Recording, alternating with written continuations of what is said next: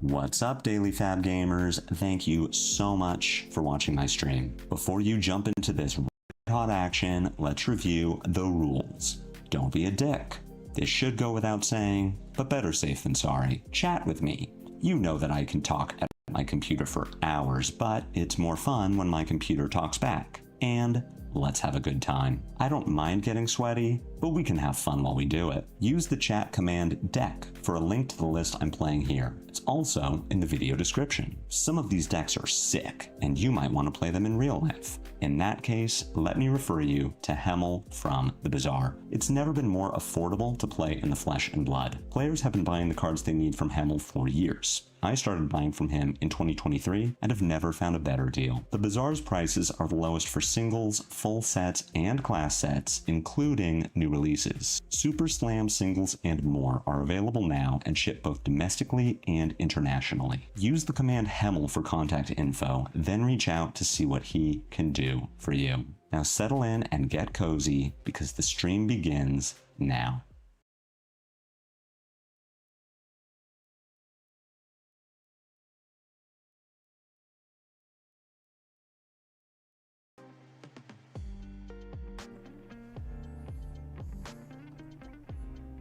Well, hello there, everyone. It's me. It's Lupinefiasco.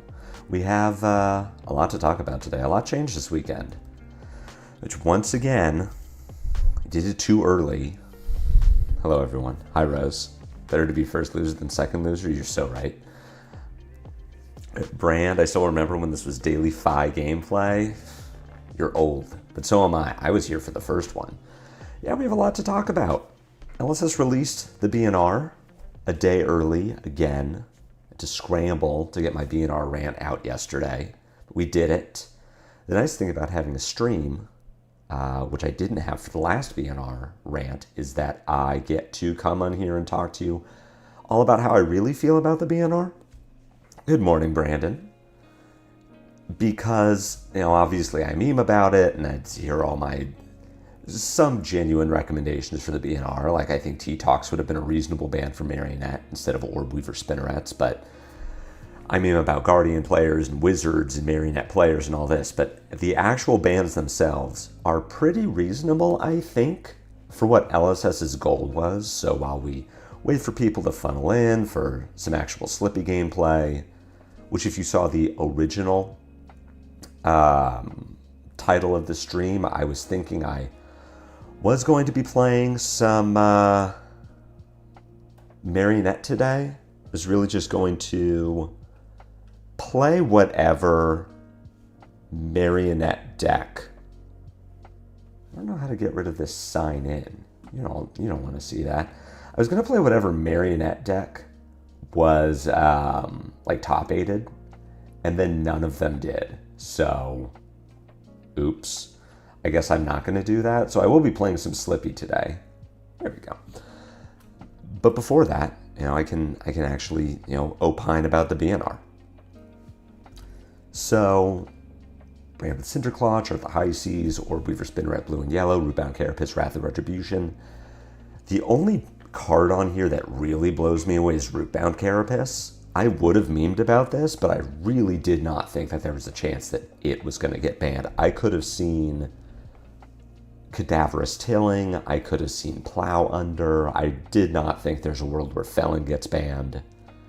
I think even Cadaverous Tilling would have been a little out there as far as their design goals for Decompose seem to be that they really do want it to be aggressive. Like, you have to proactively decompose. You can't do it as a reaction. And I guess they agree with that, which is why they banned Rootbound, but we'll go through the list. Brand with Cinderclaw, Wrath of Retribution. This all makes sense. It's a way to bring Syndra down. Wrath would have shaved a few percentage points off the top. Brand does even more. For a couple reasons. Like, I think what non-Syndra players might not realize is just how rare good Draconic starters are. There's a reason that we're all playing Ronin Renegade still. Like, the card sucks. It's head jab. But it's a starter. It is one of 3 red Draconic starters at 0 cost.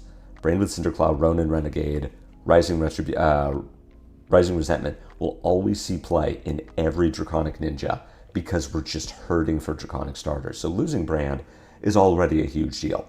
Whatever the replacement is, and there are a lot, you could play regular head jab, you could play cut through if your deck wasn't already doing it, you could play pain in the backside, like whatever.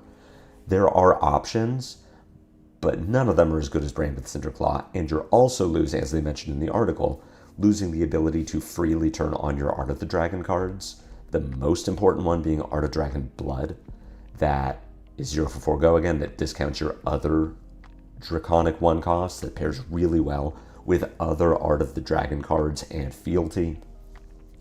So losing both of these is a huge deal. It shaves easily 5 percentage points off of Syndra's win rates. Does that kill the deck? To me, the answer is no. Syndra is still a reasonable deck as opposed to Florian after the Germinate ban or Slippy after the Bonds ban up until the Armory deck, and we get a little meta shift. I'll get into that. Syndra is still a real deck, but I don't think that she's the best aggro deck anymore. I think that title goes to Dio, Acilio, Kayo Armid Dangerous, Slippy, Marionette.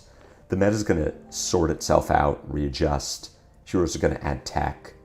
Any of those 5 are going to start falling off. If Guardian rises, Dio gets worse. If Disruptive Aggro gets better, if Slippy and Marionette take over, Acilio gets worse. But I think Syndra is now below all of those decks. And unlike mid-rangey decks, control-y decks that might have a niche to them, for example, Jarl, very good at fatigue, Valda, very good at destroying Gravy's Compass. There is never a reason to play the second best aggro deck, especially Syndra, who does one thing really well and nothing else. She has no disruption. She doesn't have spike turns without Wrath anymore. There's probably a Spreading Flames build, but it looks different. She might have to play more of a Blue Line Syndra, and Blue Line was already worse than Red Line Syndra while playing both Brand and Wrath. So Syndra is still fine. She is a viable deck. The hero can win games. But she doesn't have anything special compared to the other aggro decks. I think there is not a reason to play Syndra anymore, and she's really going to fall off, which is good for Gravy. Moving down to the chart, the High Seas ban, Syndra was one of Gravy's bad matchups. Gravy doesn't have a lot of bad matchups. Syndra was one of them. And how she really got there was Wrath of Retribution, putting together this big spike turn, chunking Gravy for anywhere from 10 to 20 points through full blocks, killing allies, getting quick dodge, possibly getting other equipment. That was a way for Gravy to lose that Syndra doesn't have access to anymore. I think Gravy ends up in a better meta position than he was previously based on Syndra being less viable than she was now, but losing chart obviously hurts. It's one of the best cards in Gravy's deck. It is, as they mentioned in the article, his way to high roll his bad matchups, so he pairs into Syndra, Acilio, Dio, all of these races that he should lose. Chart just gave him a way to turn one card into 2 cards plus gold.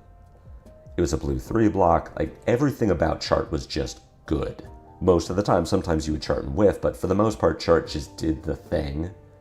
Turned on Gravy's hero power. It would at minimum get a card into pitch or allies into graveyard. So Gravy loses some power for sure, but I think the meta around him has shifted such that he is in a better position. We'll have to see. I think at this point, really, the meta is going to shift around what the aggro decks are doing, and the non-aggro decks are going to have to adapt to that. Syndra took the hardest hit, which I'm okay with. I think she was the most egregious of the 3. I think she had the least counterplay for sure, especially with other viable decks. Losing chart makes his matchup more polarizing, and all his bad matchups just got significantly worse, even debating on cutting Fearless for tech cards. I think Gravy is in the best position of the 3. Verdant, Syndra, Gravy. The meta around him might push him out a bit, but it's clear too, and I think this will make the Gravy players happy. LSS is very fine with where Gravy's power level is. A lot of the player base might argue that Gravy's overtuned, he has too many options, the deck is too spiky, with Prismatic Leyline, Conqueror of the High Seas. Chart was definitely fueling some of those high roll turns, but it's clear that LSS doesn't think Gravy is overtuned. Gravy is properly tuned. So I think it's pretty unreasonable, unless he gets new support, and we're told in the article, strong tools for several classes in the coming set should help shore up their matchups into allied base decks. I think we're probably done with Gravy bans for a while. We might see some cards come back. Elsa says in the article that all of these cards could come back into the meta at some point, get an unban, or Gravy might get Tipples back. Like, I think this is them saying this is the end of the Gravy bans. I like where his power is, and that he gets to be spiky because he can be very inconsistent. And I know that's a problem that the Gravy players have as well. And other players can take advantage of Gravy's inconsistency with only 3 Tipples, and now without Chart the High Seas.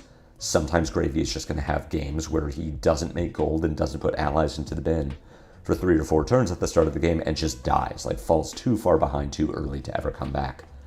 So I think losing Chart, they definitely could have had worse hits for Gravy, but this is LSS saying, Gravy's fine, you're going to get help, don't worry about Gravy, okay? Orb-Weaver Spinneret, blue and yellow, is not the ban I would have expected for Marionette. What's really interesting, so I said T-Tox in my BNR rant, which I think would have been a reasonable ban. Counterplay to T-Tox is very hard. With Kiss of Death or Calicera, T-Tox just says it didn't matter if you block this. Like, if I Kiss of Death T-Tox you, you're taking 6 damage, whether you do or don't block.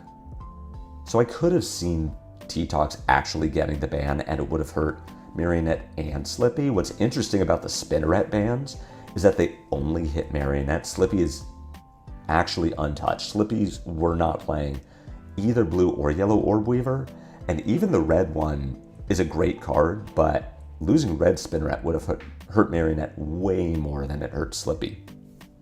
I think Vynnset and Puffin are well positioned now. I don't know about Vynnset.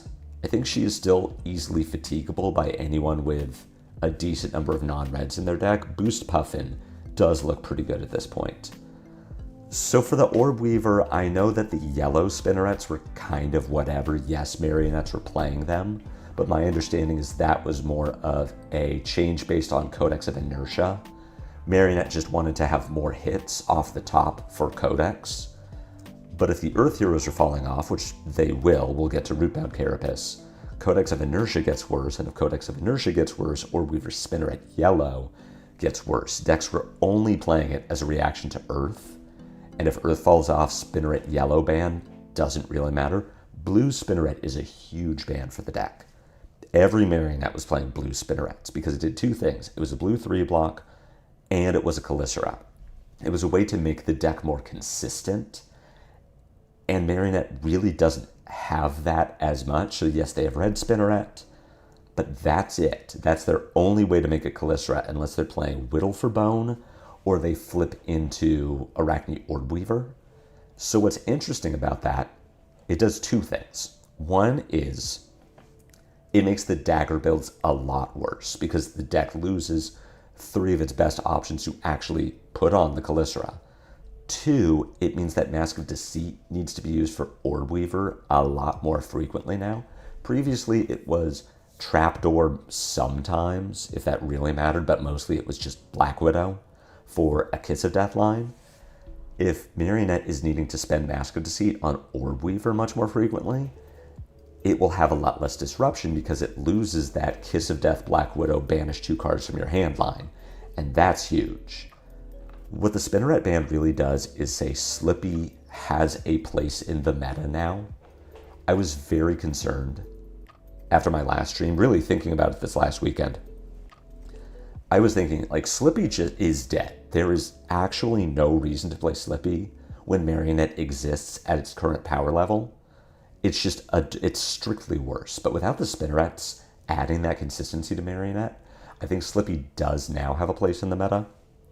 Yes, Slippy's success, Ronnie, will be correlated directly to Mario representation, but that was already the case. Like, High Seas meta back when High Seas released before Super Slam and before the Bonds of Agony ban, Slippy and Marionette existed in the same meta, and Slippy was just better. Like, it had a better representation, it had better day 2 conversion, it had a higher win rate, it could win the Arakni mirror.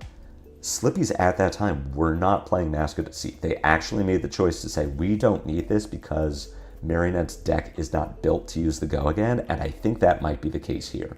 We'll have to see. Slippy had Bonds. Slippy was much better at using Bonds than Marionette was. But the Spinneret ban taking away that consistency from Marionette and saying the dagger build, the high damage dagger build is much worse now.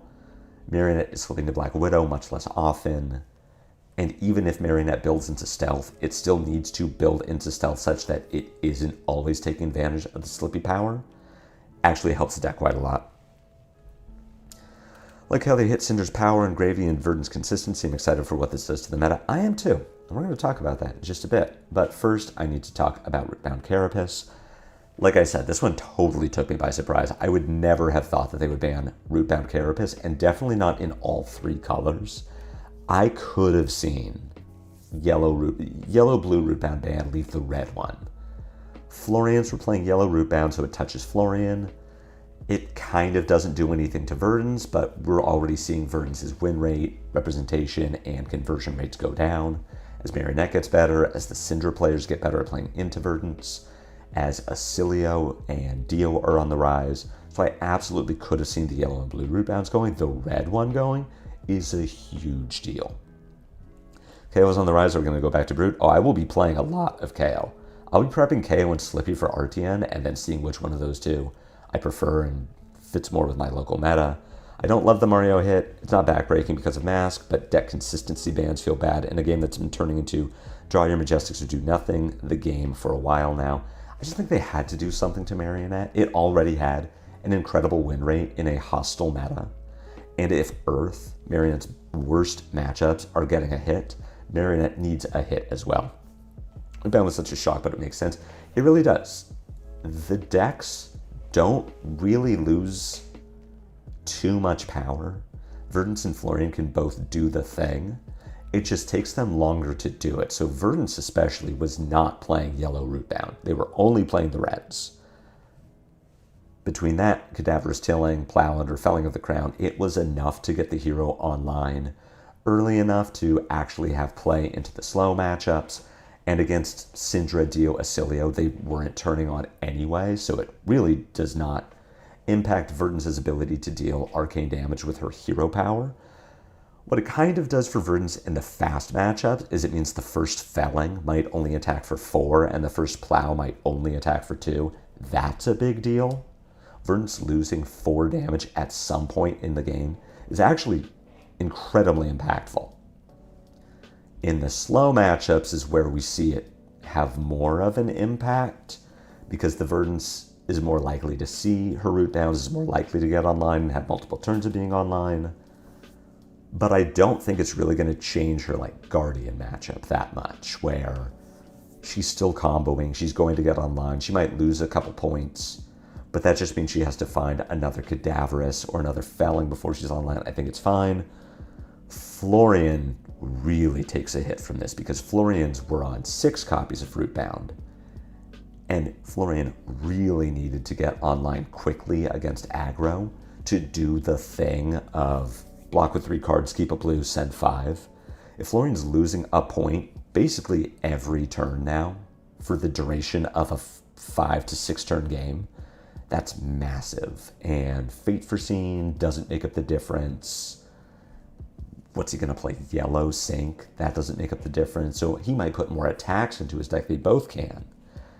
But the other decomp attacks that neither hero was playing, like Yellow Cadaverous, Blossoming Decay, only block for 2, that's a huge deal. It doesn't kill either Earth deck. They're still good in the slow matchups.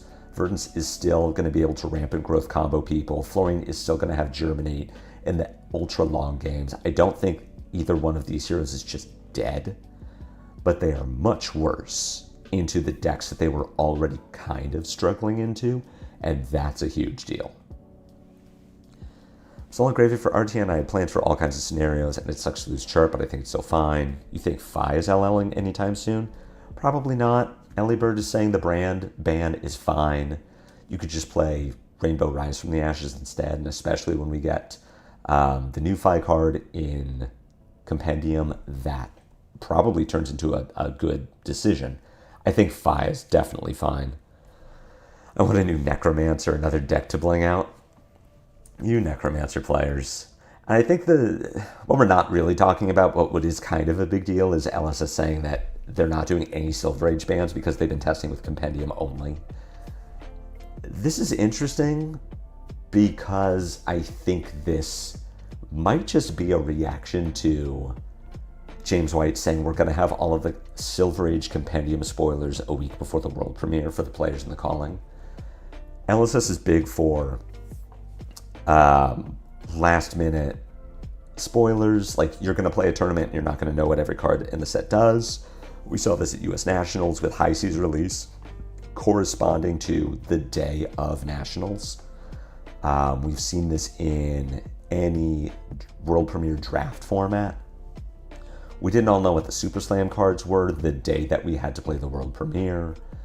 You had to race to Fabry to find out what all the spoilers were when you were building out your sealed pool so you knew what to play against the next day. This might just be LSS saying, you know what, we're giving you all the spoilers, but you're not going to be able to totally deck build out in preparation for the world premiere or for calling San Diego. Like, you can build your Briar, you can build your Chain, you can build Oldhim, Flava, whatever deck you want to build, but like, there's still going to be surprises, and we might still ban stuff, and you don't know, because our next ban is on February 2nd, which I think is the week before the world premiere. Chain is wild in Silver Age. I really hope whatever he gets doesn't make it work. I still hope he gets bans. Like, I really don't want to see other decks brought up to the power level of Bloodbet Chain, because I think that deck is just too good. But we'll see. I think it's interesting them saying that we're not doing anything for Silver Age right now, because we also don't know if there are going to be more bans for Silver Age, or if they're saying Compendium is just going to bring everything to the same power level. I would love to have at least heard whether there will be bans on February 2nd. Not what they are, just will there be Silver Age bans? Because then I could at least anticipate what I think the broken stuff is. Anyway, I like this BNR. I think it does a lot to tone down the top decks of the format without outright killing anything. And in fact, before we really get into gameplay, let's pop over to Fablazing.com. The best data in Flesh and Blood. This is where I come when I am at all curious about the meta, when I want to know win rates, when I want to know what's working into what deck. Even on its base, without being a Fablazing member, you get a great amount of information, but as a Fablazing member, you get to drill down into so much more information. So this is the meta page. We're looking at Classic Constructed over the last 90 days in paper. This is all tournaments, and I'm sorting specifically by win rate. Obviously, Kano, bye. That was a huge change too. Not in the BRR, Kano's just gone. So everyone gets at least one sideboard slot back because you only have to play AB2 for Verdance now. You don't need AB3 for just Wizard. I brought this up because we can, aside from Kano, we can look at win rate here for the front page of heroes. None of this really changes. What really changes based on the BNR is the order of these heroes. Verdance, Florian, Syndra, Gravy. Probably all drop down a bit. Dio very likely moves up. Marionette and Acilio are already at the top. Maybe some of the page 2 heroes can come up. Right? Kasai just won a calling. She can go up. Puff and Hightail, as we've seen, can go up. Both of the Kayos are chilling at 45 and 46% win rate. They can go up. Lyeths are doing things. So I think basically everything on page 2 of this list and the bottom of page 1 get bumped up. Verdant, Syndra, Gravy, Florian get bumped down. And now it's up to everyone else to just figure it out. How does everyone tech for a Marionette meta? How are decks teching for a Cilio now that they don't need to tech for Syndra so much? Do we get a Guardian that comes back into play? Like, Victor's chilling at 49.5% win rate. Does he move up now that Verdant and Florian are not so big in the meta? How do the other aggro decks combat Victor? If Prism gets bumped up because the Verdant's matchup is gone, or because she isn't getting raced down by Syndra, do decks have to add more poppers? Does that make them worse against the other top decks? What I like about this BNR, it doesn't kill anything. It just shuffles the order, and it makes some of the more fringe decks more viable. And that, I think, is cool. I agree with LSS's position. Nothing's win rate was egregious. Verdant, Syndra, Gravy were not committing war crimes. Nothing about them was really overpowered. They felt bad to play against. And they especially felt bad after 6 months of seeing the same triangle at the top of the meta. But they were totally fine. Like, Verdance was trending down, Gravy's in a stable position, Syndra was maybe overrepresented at the top tables, but we could look at top 8s and see there's 1 Syndra, 2 Syndras. We aren't seeing 6 Syndras in top 8s of callings. So I think it's fine. What they did is fine. We're going to have a wider meta for RTN.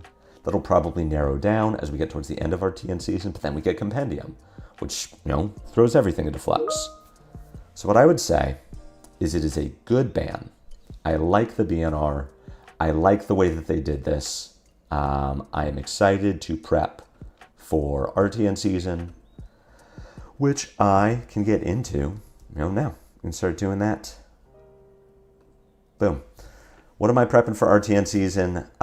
Just me as a player. I like Kayo. I like Slippy. I think Slippy has interesting things going on.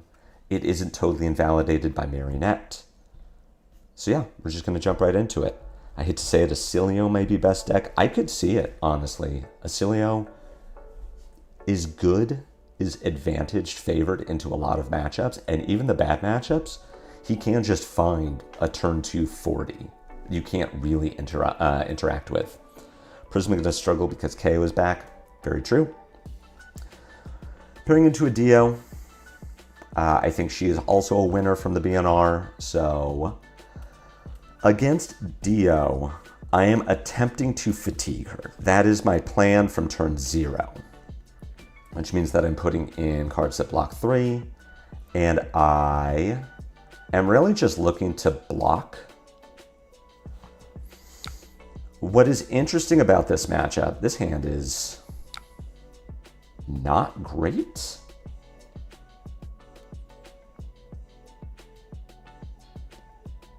Gotta be honest, I'm not really sure what to do with this hand. Because I'm really not trying to race.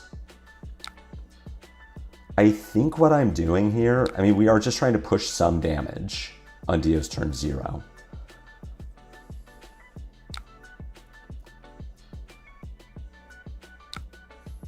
I do want to try to keep an arsenal. It's just going to be this Take Up the Mantle, which I'm not super excited about.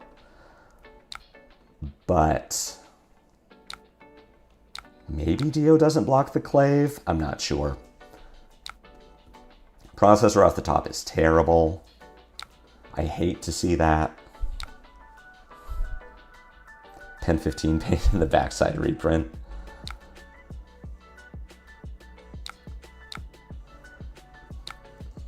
So like I'm saying, the plan here is to fatigue. The reason that I don't like arsenaling to Take Up the Mantle is that I have to keep a card to use it, which is not the greatest. What is kind of nice in this matchup, where were you? I got 2 of these at least. This is where this hand kind of falls apart, is that I really need to be... I can't arsenal anything here, because I have a reaction in the arsenal that I can't actually play. And I would love to arsenal a reaction here. I think people are missing a bit of context too. This ban list is prepping for the competitive season of RTN, which is a bit more casual. No majors are happening for a while. Absolutely. We don't ever use armor for this kind of attack. We save armor for onboard boom grenades. What I'm going to do with this is I'm going to sink below the Fast and the Furious, and I'm going to bottom a Razor's Edge, try to find an attack that I can play. Leave No Witnesses is a fine one. Or something that I could pitch to play Command and Conquer.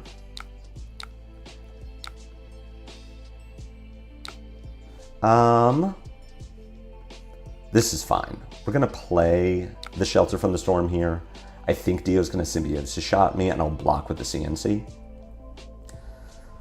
So I keep getting distracted because I'm a very bad streamer. I'm very bad at talking and playing at the same time. I hate this because I need to keep a stealth attack to clear my arsenal. I really want to be putting D-Reaction to arsenal. If I could have blocked, like say this was a stealth attack, what I would love to do this turn is block the 0 to 60 with CNC, not play the Shelter, take 2 from the Symbiosis Shot, play my stealth attack, play Leave No Witnesses, arsenal the Shelter from the Storm, that I would have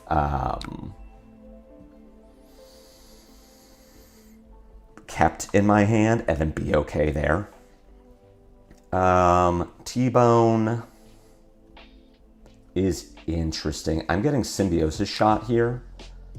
So the question is, am I blocking T-Bone with armor and then saving CNC for the Symbiosis Shot? I think I'm just blocking 3 here, taking 2 from the gun, and I'm going to throw Leave No Witnesses to get it into my graveyard.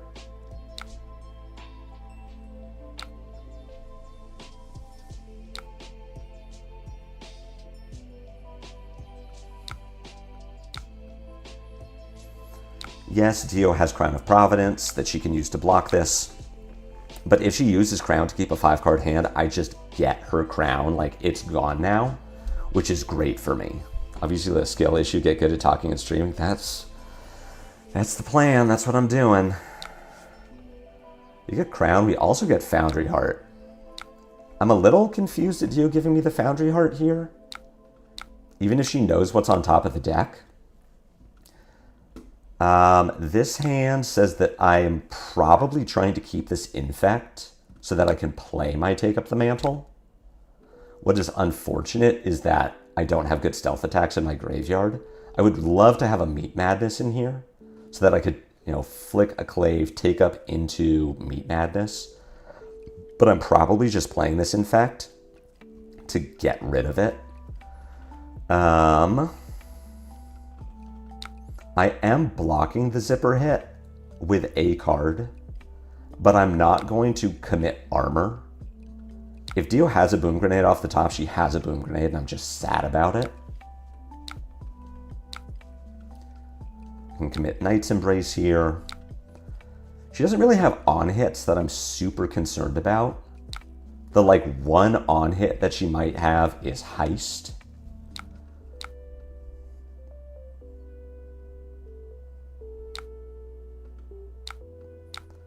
Two floating. I'm going to put an Orb Weaver Spinneret in front of this. No more Crown is a huge win. No more safe arsenal for them. Absolutely. We also got the Foundry Heart. She can give me Tinker Rings, Plating, and Foundry Heart to cover 6 on a CNC. Do I want to block this 0 to 60? I think the answer is no. I think the answer is, She doesn't have an item in Banish currently, so if I get heisted here, she doesn't currently have a target. I'm thinking about, if this last card is Pulse Wave Harpoon, how do I feel? Basically, I thought about keeping a card so that I could block a heist and then send Infect Take Up the Mantle. My concern is that if I got Pulse Wave Harpooned as the last card, then what the fuck is happening? If I got Pulse Wave Harpooned, then I would get stuck with my Orb Weaver and not have a way to do it. This seems sort of low on stealth. I think Justinic is a must post AD with Horror Mantle shenanigans. I actually just cut Justinic because it felt very like, it works on 6 cards in the deck. Really don't want to play a red Bauble. How's the Slippy life going? This is our first game. Hey, Plague Hive. This is our first game of the day. It's not going great so far. I have a Take Up the Mantle in my arsenal, which is pretty sad. I'm just going to block here. Dio just put a really nasty turn together, and so far, yeah, the draws have not been going my way. I was just waiting. This hand is kind of interesting. This hand does a lot of damage. Oh my god, she just found another processor off the top. I think this is, out of 3 turns, I want to say she's found 4 items off the top. Which is obviously very bad for me. You're cranking it, sure. What are you calling with it? We don't really have anything exciting to do right now. So this hand races really well, but I don't want to race. Right, you chose Codex of Frailty. You are playing a Boom Grenade from hand. Dio just sets up, which is interesting. Again, we still don't have any good stealth attacks in our graveyard. I would love to have a Meat Madness here. I agree, just Nick Post Bonds doesn't feel worth it to me. Teclacorpus Process are insane. At minimum, it's +1 int usually. They sure do be better gamering. They're definitely a better gamer than I am. This turn plays itself pretty well. We're going to Kiss of Death. I'm not going to Shroud one of the spikes. I'm going to pitch a spike to play a spike. I'm also going to Take Up the Mantle just to get rid of it. I want it out of my arsenal, even though it isn't doing anything.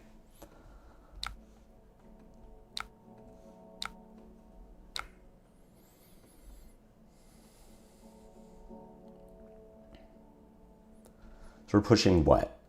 9 here. 14, 16, 17, 19 damage. Like, this is a huge turn, and if Dio stumbles, we might be able to catch her. But again, I'm still, like, Fatigue is plan A. It just so happened that we drew into a pretty decent hand for capitalizing on the fact that Dio's last turn didn't do much. Like, she set up very well, but she didn't do damage.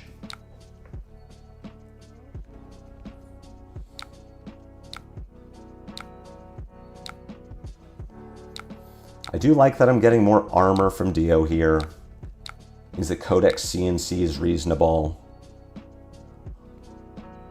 What is the argument of Redback Shroud versus Night Cowl? Just the extra buyback? It's the extra buyback and it's the extra reaction. I might go back.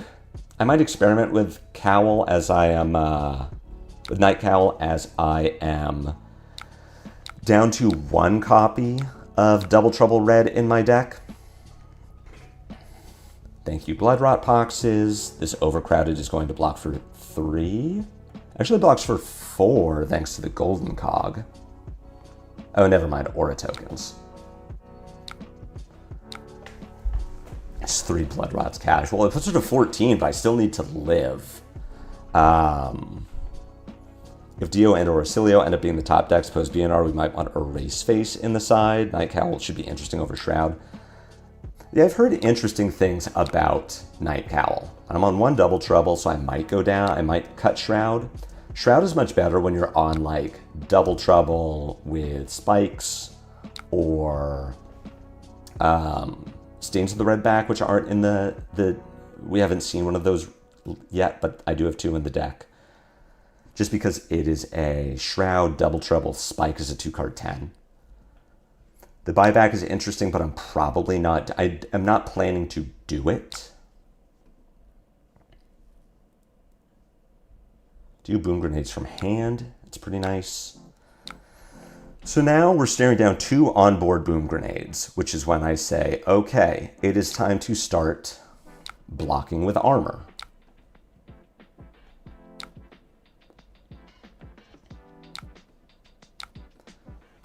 Red, blue T-Bone gets covered with Shroud.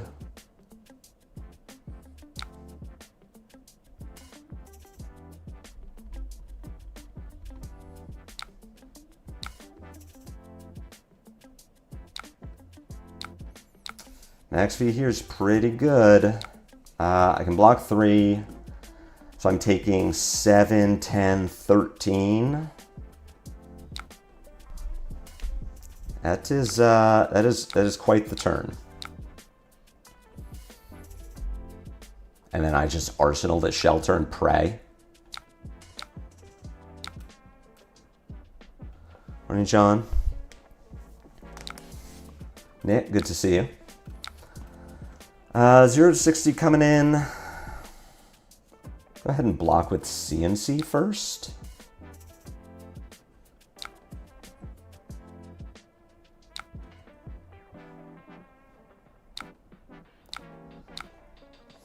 Looking at 22 cards from Dio. I mean, I'm definitely fatiguing her. Just staring at what do we have left. There's Max V in the graveyard. She still has 2 Max Vs. That's pretty tragic. She has seen all of the bups.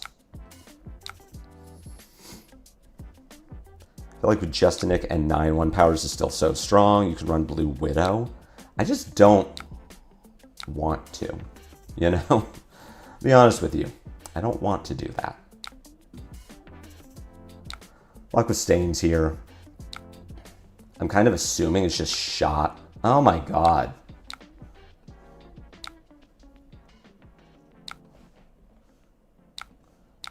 All right, so we're going to lose this game. She's very good at finding these max fees and items off the top.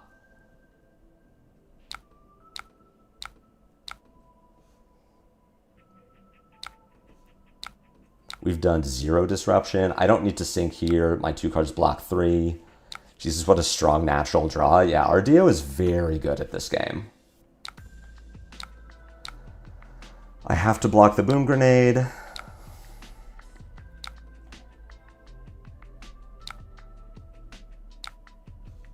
going to show you. I guess I have to show you both of these. I'm going to give Flick Knives here so that I can keep my sink below. Like, I'm going to win or lose this game on fatigue. I'm not going to, I will never flick her. We have to go to 1. It's the only play that makes sense. Obviously, warm-up game, first game of the day. I'm hoping at some point she'll, like, not draw well.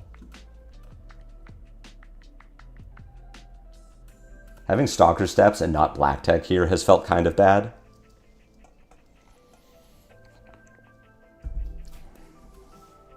The Codex draw here is kind of tragic. So whatever she attacks with, I'm going to sink it so that I can clear my arsenal with the Codex.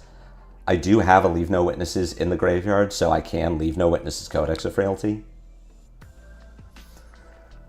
Unless she null time zones my Codex, question mark. I wonder if she's going to call, she calls Mark of the Black Widow. Okay. All right, she just ends the turn. That's a little unfortunate. I have pretty simple lines of Infiltrate, Clave, Infect. I could pitch the Codex. Her not attacking me is very smart here because I can't Codex unless it's from Arsenal, so I'm stuck with this sink. I will probably pitch the Codex to Clave just to get a 2-block out of my hand. I could give her Frailty, but I don't think that matters. What's kind of interesting, I might actually give her Frailty here because I have the Shelter in hand, so I can prevent 1 on the gun.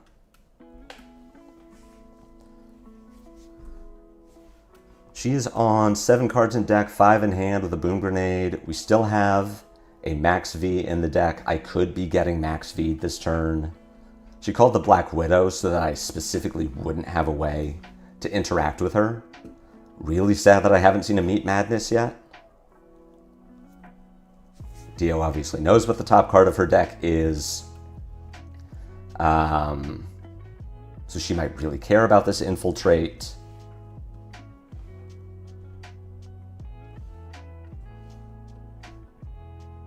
Okay. I thought maybe she lagged out. truly are the better player. She does have the main character energy. This has been quite the game. It's not unlosable. Like, we are still in a reasonable position. What do I infiltrate? I infiltrate a boom grenade, which I can play.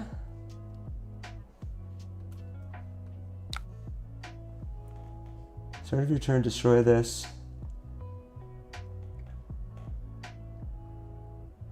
I am going to play this boom grenade and crank it. It is mech attack action card only, so I will never trigger this. I want to get it out of her banish zone in case I get, obviously, like, if I get heisted, I die.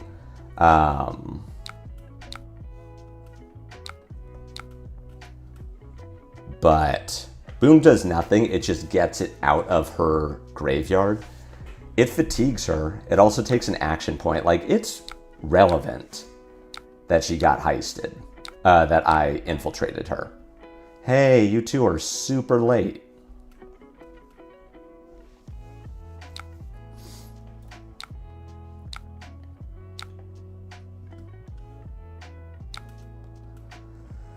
Processor off the top is pretty good. I still think that I'm probably getting... Alright, I have no more D-Rex left in my deck, so I'm not going to sink. I still think that I'm probably getting Max Vynnset killed this turn, but, you know, we're going to make her work for it.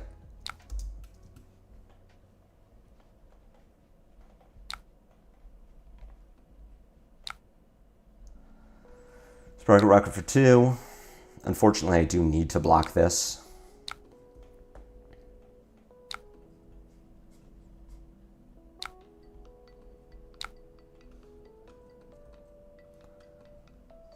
Three cards, so I can block with a Meat Madness and then discard the Shelter.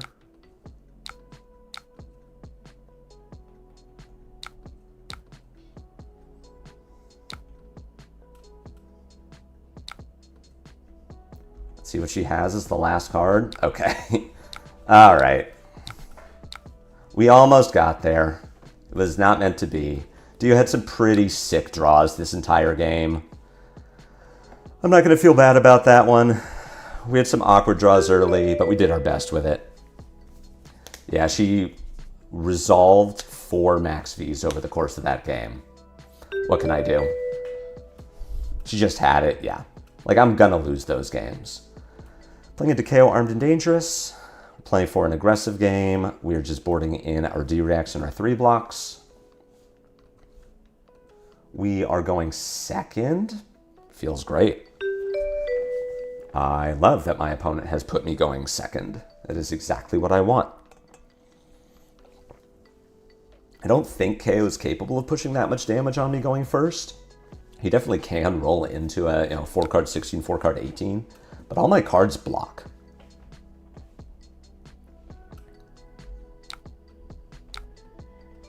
Reckless Stampede is quite the card to draw here.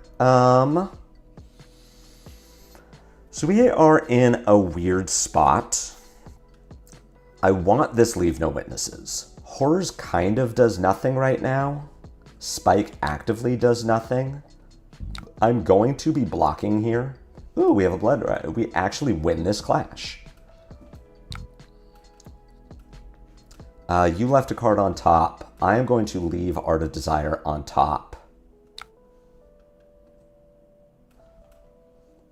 Because I'm going to sink below here. I'm not going to sink Horrors because I'm going to draw the Art of Desire body. And I want it with... Like, I want to do Horrors. Art of Desire body Horrors. I'd always go second with KO. When Max V was with 2 yellow booms. Yeah, we did our best that game, but sometimes they just have it. I always go second with KO. Sure, they might draw 0 blocks. Yeah, like, I don't love it. I also don't love drawing 2 stealth attacks with the Horrors. I really would have, if I had that spike, that would have been pretty good. I could break Stalker Steps here. I think first things first is we're sending Art of Desire body. Hey, Garth. Got to head back to the drawing board with Gravy Bones. I think he's in a great spot coming off of that BNR. We get a show of strength from you. I could send horrors with Stalker Steps, but it just gets covered by armor. I don't love that. Instead, leave no witnesses. If this gets blocked, I might flick here just to mark Kayo so that my mark of the Black Widow is online for next turn, which I think I'm arsenaling the Black Widow and keeping the horrors in my hand. Blocking with the reaction there was definitely awkward. I don't know that it was the wrong play, but it was awkward. You are not blocking? You're gonna reckless swing me? No, we just get your reckless stampede. Cool. I will be able to buy back Shroud this game. Feeling bad that I didn't flick. Our opponent's hand does nothing. Horrors is less good. I'm going to need to break the chain. So my plan for this turn is send Mark of the Black Widow, flick a Clave to turn on Black Widow, play Spinneret, play Infect. I think I'm blocking with Horrors to prevent the 3. Kayo just arsenals a card. Best of Arakni's Black Widow, make her a hero. Chart ban was sensible.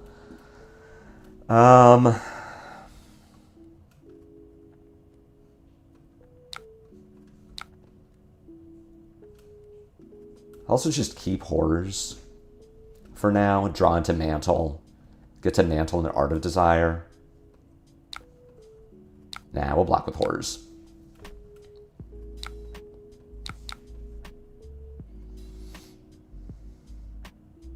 To open up with Mark of the Black Widow.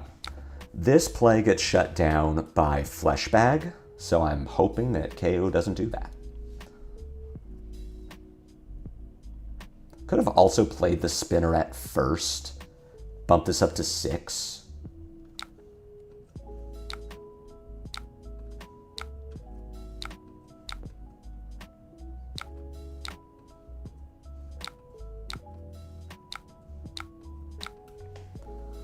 Why did they not ban Yinti Yanti? I mean, really, like, just, we're going into a Yinti Yanti meta. Everyone knows it. It's gonna be a huge player, and they just don't want to deal with it.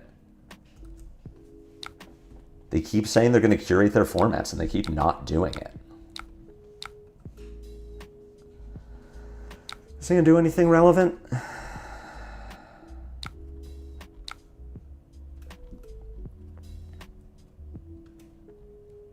Yeah, I mean, I guess I could Spinneret Infect, or Spinneret Infiltrate. Can block with the Infect. Arsenal's Blood Rush here, right? Arsenal should be Blood Rush, you are correct. Tear Limb from Limb. Our opponent has been playing some cards that I don't necessarily agree with. Oh, and they're going to pitch to the Blood Rot. That's how they get rid of their hand. Yep. Pitching a second Tear Limb from Limb? Yikes. So we infiltrate first. Follow-up is going to be Command and Conquer. If I get Fleshbagged here, it's actually pretty bad for me. Potentially.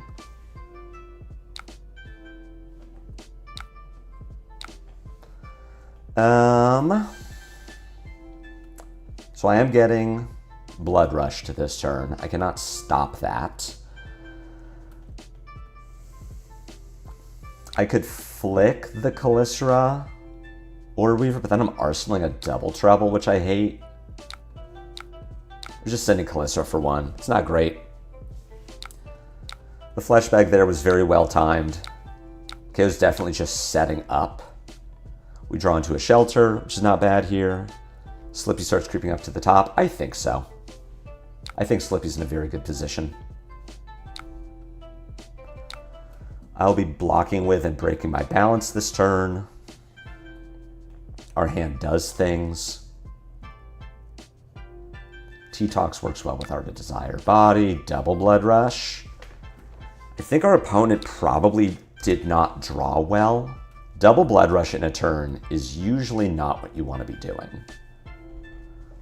I think Slippy will start creeping up to the top. I think Slippy's well positioned.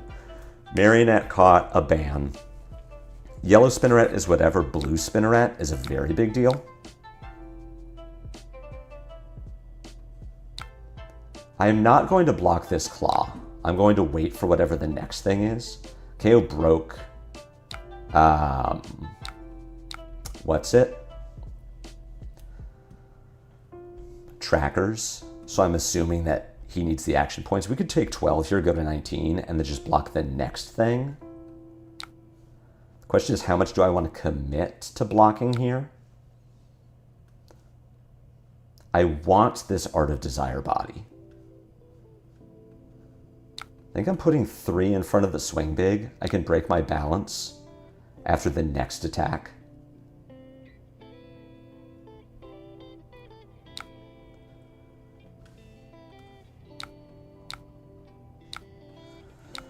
Strongest survive for 9 says that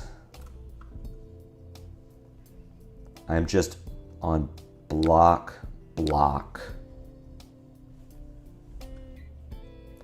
And block with Double Trouble, block with Shelter, take 2.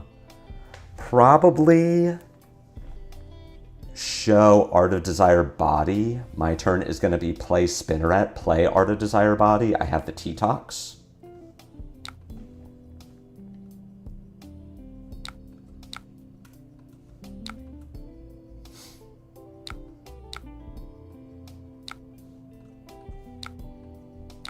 Remember that time they banned Germinate because of an upcoming card printed Everbloom, then unbanned Germinate? Anything can happen. Anything can and will happen.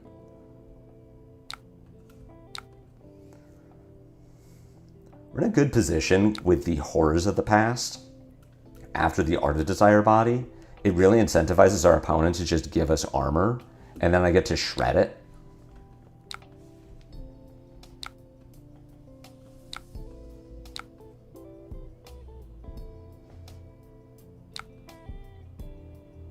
Like, that's why I didn't T-Tox on the actual Art of Desire body. I want my opponent to give me Gauntlets or Sash so I can shred it and then destroy it because of the interaction between Shred and Temper.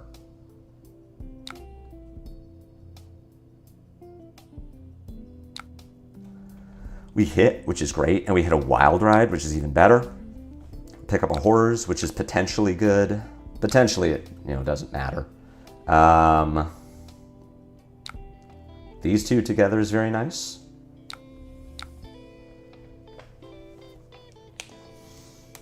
Might be in the market for a new aggro deck. Currently with Syndra likely going a full core rebuild. It could be Slippy for sure. We're in an interesting position with the Persuasive. Can Persuasive with T-Tox. I can Spinneret Persuasive with T-Tox into Horrors. We give up the Kiss of Death, but I don't. I think I would rather get Persuasive effects through. If we went to 17, does that change my line at all? Not really. I don't have a mantle, so I don't get to do the broken thing with Kiss of Death. Spinneret, Persuasive, 4-go again. I have the T-Tox support. I think I'm probably taking 4 and arsenaling the Kiss to set up for next turn.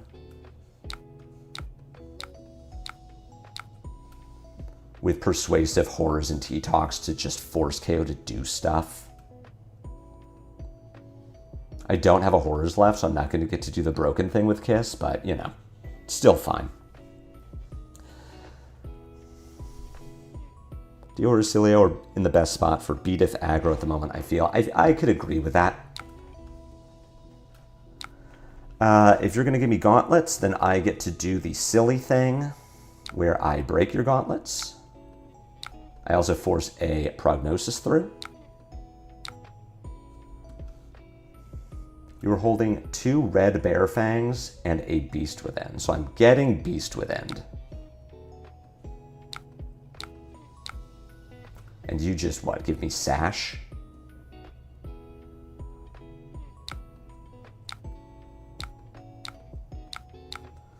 I don't regret using the T-Tox there.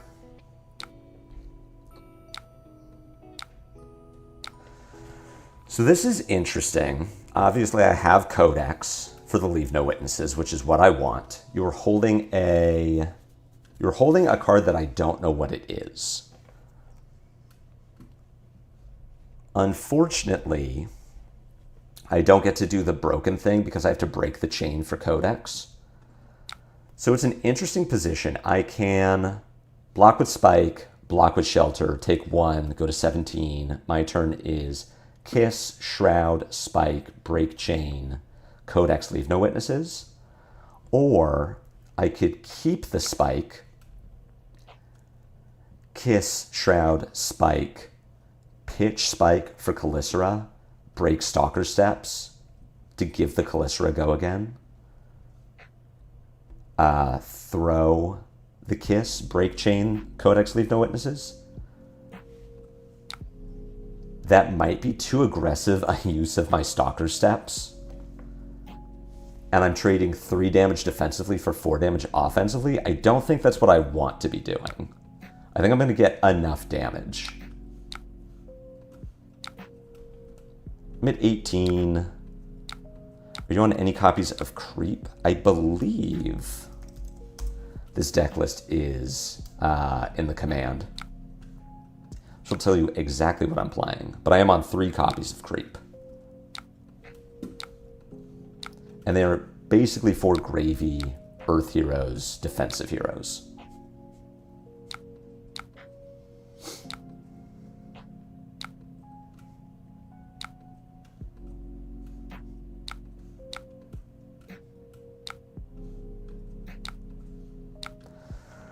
To Leave No Witnesses. Let's see what cards my opponent wants to give me. Could just be the Arsenal, but they chose. This was from their last hand, so they didn't know what it was. They discarded the Bear Fangs that we knew was in their hand after prognosising them. Army deck equipment seems good so far. I'm very happy with the Armory deck equipment so far.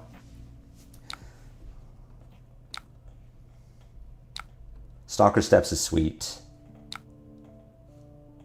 Blue Strongest. Oh, that was off the top. Oh, it's a pulping from Arsenal? I love to get that. Opponent is also frail, which matters for the claw. Can Arsenal take up, which is pretty nice. Especially when we have stealth. What am I doing? Strongest survived for 8. I have to block with something if I want to reveal Command and Conquer. I could block with Take Up. Sorry, no, I need the Take Up. I could block with Stains. Take 5, go to 12, show Command and Conquer. My turn would be Meet Madness, Flick Knives to mark, play, Take Up from Arsenal, get back. Prey Spotters is essentially Snaps and Sage. Oh yeah. I probably get back Art of Desire or Mark of the Black Widow. I'm down a Clave, and then I pitch Take Up CNC. I could block with the CNC, take 2, show the Meet Madness, and just like Meet Madness, flick, double Take Up, deal 9, get back Widow.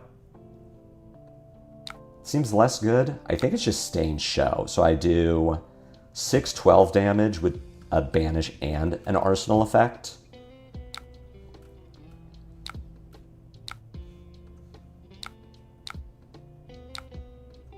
That seems reasonable. But not Prey Spotter Stalker Steps, but I do really like Prey Spotters and Sage. Also, I just like it generally.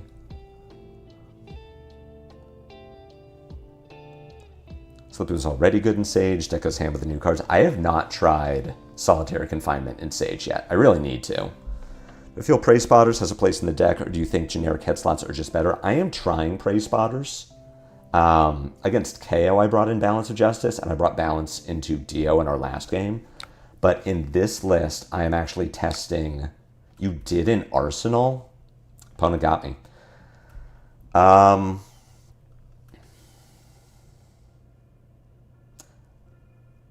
What I actually do now, if the opponent is skipping the Arsenal, is I meet Madness. Oh, I guess this doesn't work. I was going to say, oh, I flick Clave,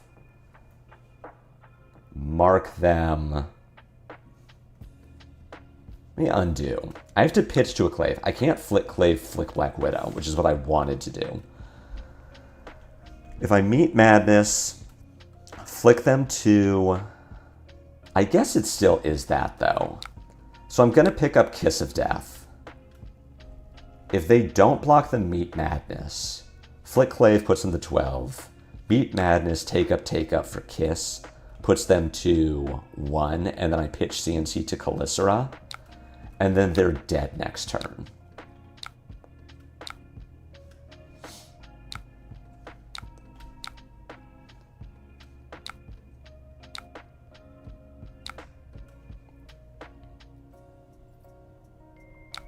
Sorry, this puts them to 2. But they are in a position where they have to start. They have to block this Calicera or kill me.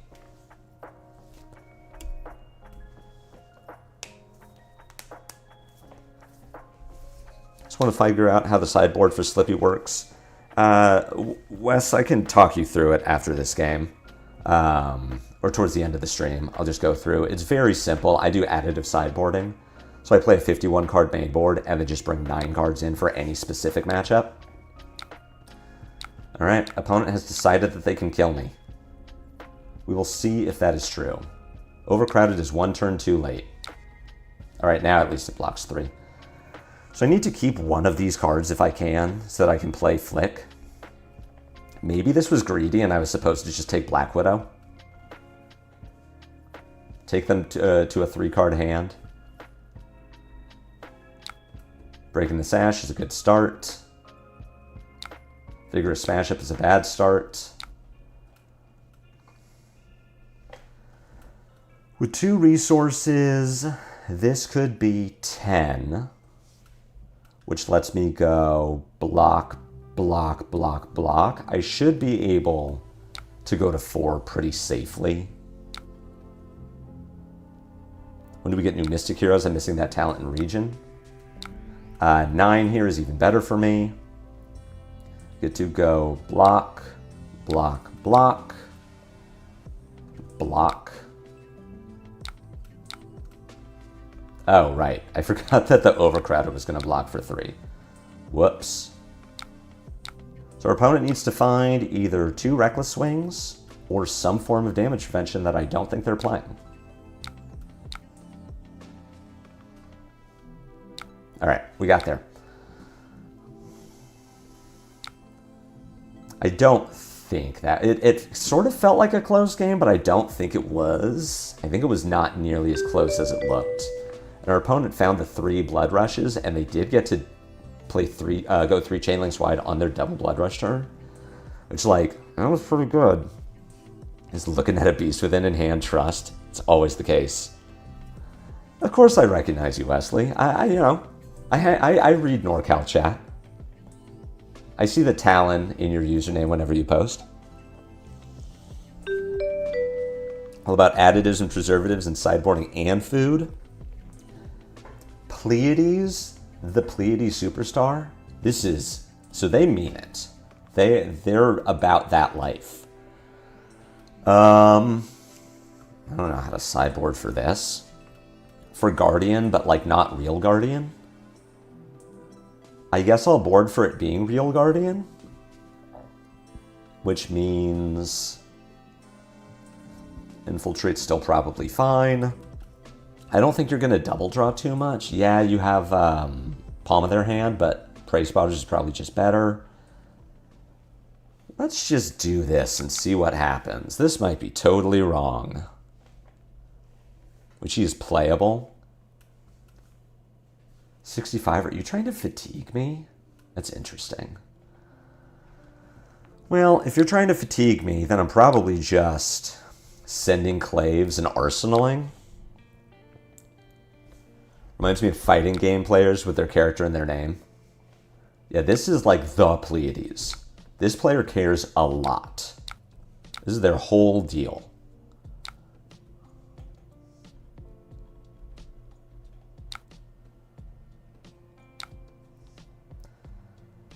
Do I want to send this Infiltrate?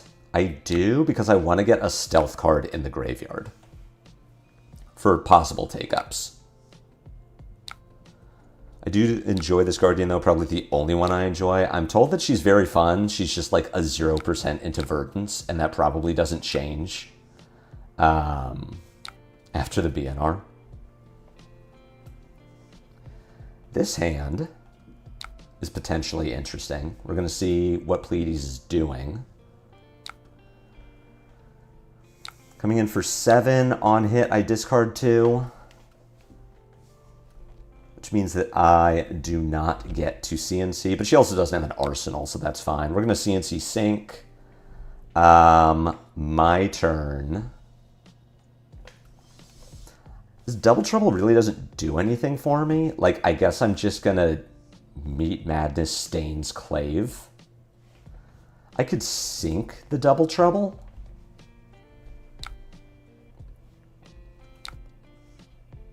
The problem is that she does have prevention effect, so if I'm counting on Flick Clave connecting to turn on Stains, it might just not. I think I'm keeping the Double Trouble. I can Meat Madness Stains Clave, hopefully leave her marked. I want Pleiades to be good, but Guardians are still in a world of hurt. Lyeth is kind of fun. Lyeth has been strong. I got beat up by a Lyeth last week. I thought Pleiades would be really good, but she just seems to be a fatigue deck as her strongest, which is sad. I feel like that's every Guardian except for Lyeth. I also just let this hit. Wait for her to de-react? Yeah.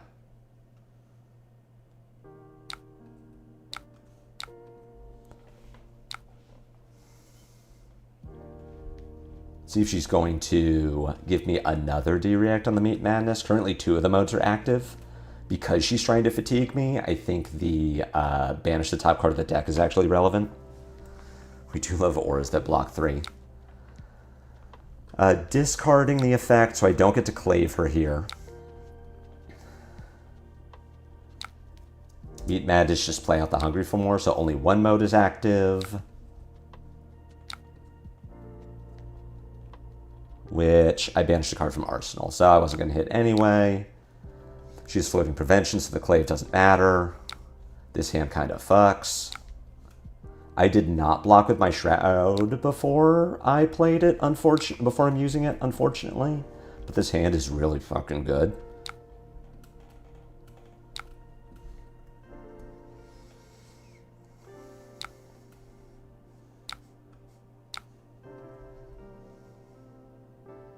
This hand lets me do the broken thing. It could have banned T-Tox. If opponent has another shelter, then I don't get to do the absolutely broken thing. But as of now, this is still pretty good.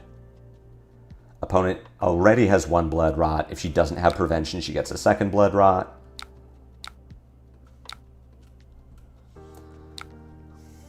I'd love for Guardian to be able to play non-fatigue, though. I think they're probably getting there, right? Jarl is very close. Just needs something. Though losing Rootbound really hurts Jarl. The rare Rolfless has some steam. Tricky to play, but you have a ton of lines that aren't immediately apparent. That's super fun. That's what I've heard about Lyeth, is having the 5 intellect is just like, can be really difficult. Meat Madness is such a weird card. I love Meat Madness. It doesn't make up for losing Bonds, but the fact that it is disruption on 1 card is extremely relevant and just forces people to care. Sledge for 6. I kind of expect that this is a blue that's going to get pitched to a Blood Rot. And my turn is just going to be Meat Madness, pitch for Spike, Clave, Arsenal, T-Tox. Wait for my next kiss. But I love Meat Madness, and I'm really sad I never saw Meat Madness in the Dio matchup 2 games ago, because it's such a good, just one card, especially against Dio, who is, 1, being fatigued, and 2, arsenaling cards to set up. It's such a big, like, every mode of this is active. You have to care about everything.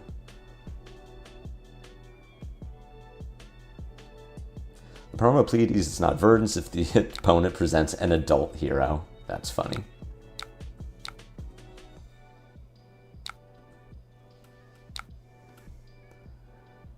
If you sink me, I am going to T-Tox. See if you give me another reaction. Meat Madness currently has 3 modes active and a spike. We get the Boulder drop from Arsenal. That's a nice one. I get to finish up with a Clave. Thinking about flicking here. Coming into turn 4, I haven't seen a Spinneret yet. I'm starting to get antsy. Yeah, but you should never block Meat Madness. Like, absolutely not. You should block it if, like, you don't want to take 3 damage. But you should never block Meat Madness thinking, well, I can stop them from taking my hand. Especially if you don't have an arsenal, you should never block Meat Madness. I don't think I'm going to flick here, and if I draw a Calicera that I really wanted to use, then I'm just sad. Zero close. In my head, he's still the fatiguiest one. I know he's getting close to winning events. Maybe that is just as a fatigue list.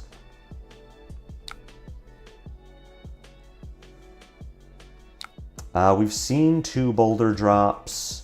I have not seen any indication yet that my opponent is on Command and Conquer, so I don't think it's bad for me to arsenal a card.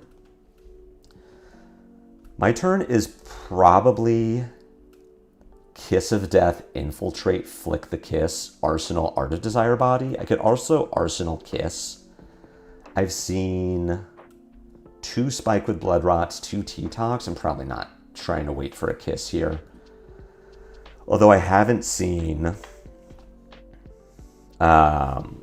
Take Up or Horrors yet, so I could still do the broken thing.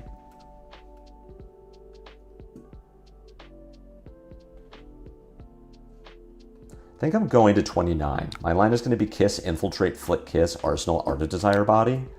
And then if I find Horrors and Mantle, I can do a broken thing with Art of Desire.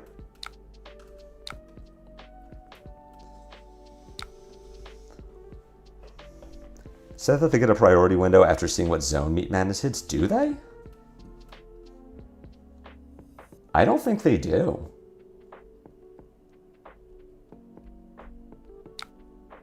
I feel like they... I need to check the rules on that because I feel like they shouldn't. My thought was that after it hits, they can respond to the hit trigger before I choose the one, but after I choose the one, they don't get a response. That was my understanding. One thing I enjoy about Guardian, at least, it's cheap to build. Well, yeah, the Guardian cards are cheap. The generic cards that you need to play Guardian are not cheap. Dio is also nice and cheap for now. I don't think she's going to go up. She's in a good spot, but none of her cards are like new and exciting. They've all been out for a while, so I don't feel like Dio is going to get prohibitively expensive. Well, we found one of what we needed. I'm going to sink the Horrors, which currently doesn't really do much for me.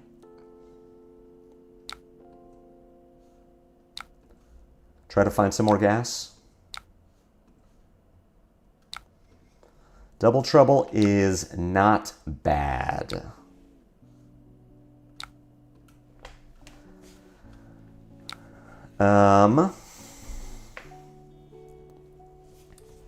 Weird position with the Spinneret.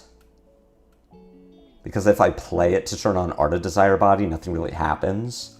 I kind of wish I had blocked with Prey Spotters. But I didn't know that I would have the Double Trouble, of course. You like Prey Spotters over Crown. I'm testing it. So far, I've been very happy with Prey Spotters.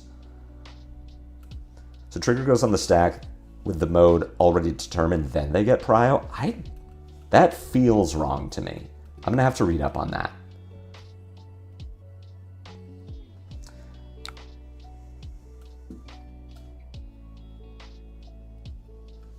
You know what? I would like to take this back. We're going to start with the Double Trouble. Gives me the potential to flick steps. This is not the best use of steps, and I'm probably not going to do it. But it might prompt her to feel like that's what I'm going to do. I'm going to flick here just to clear a clave so that my Spinneret is online. It also marks her. And then I'm sending the Art of Desire Body. So if I hit and I banish, then I just IP a card, but that's fine.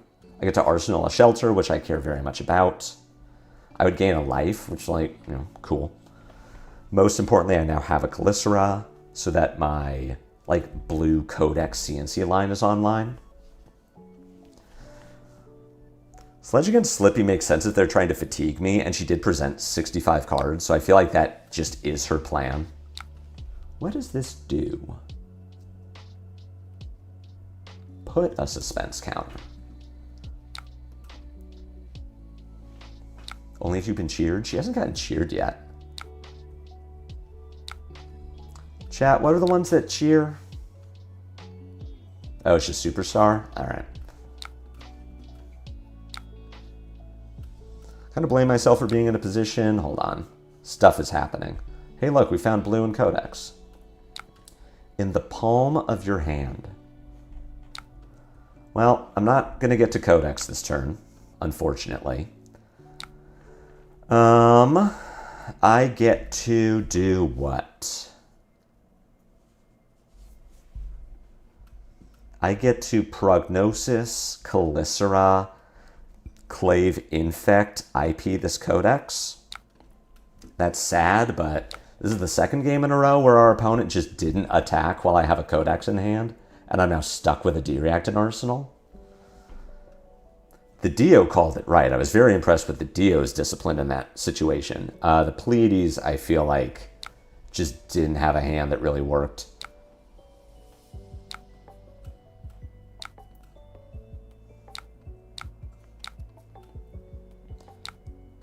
Go for a new deck or figure out how to work with current ones. Wesley, that has long been my problem. This happens to me frequently. It is definitely the problem with being a one-trick, or like really trying to specialize in a hero, is that if that hero LLs, you're just screwed. You're just very sad. I don't think specializing is wrong necessarily, but I do think you should probably specialize in a few heroes. Like at least 2. Shelter prices have crashed. That's awesome. I'm glad the reprints are having the intended effect. Hey, this hand is kind of okay.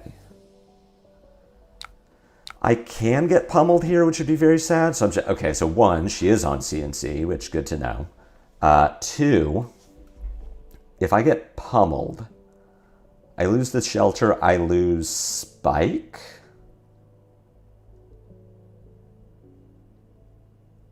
I guess that's right. I'm hoping she doesn't pummel me, which would be pretty cool. Okay, this is fine. Take 7, which sucks. Lose my D-React, which sucks even more. But I do have a very nice line, which is Meat Madness, Pitch Blue, Spike, Closed Chain, Codex, CNC. I love that Shelter prices are crashed.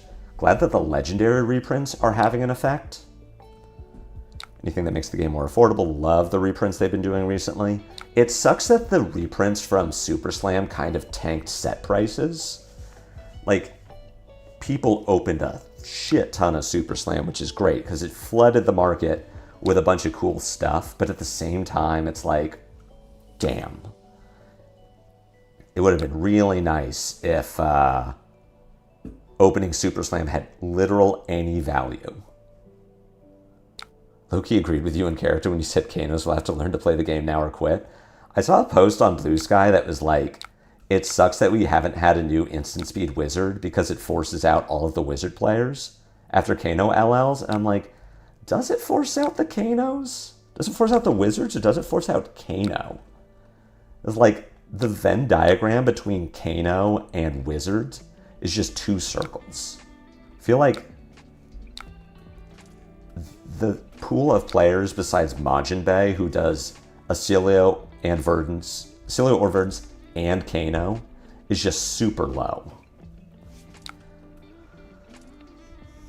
Both got hit by bans at the same time. Oh, you were Gravy and Syndra. I think Gravy's in a fine position. Syndra's in a much worse spot for sure. Specialized in whatever's S tier. How's Meat felt?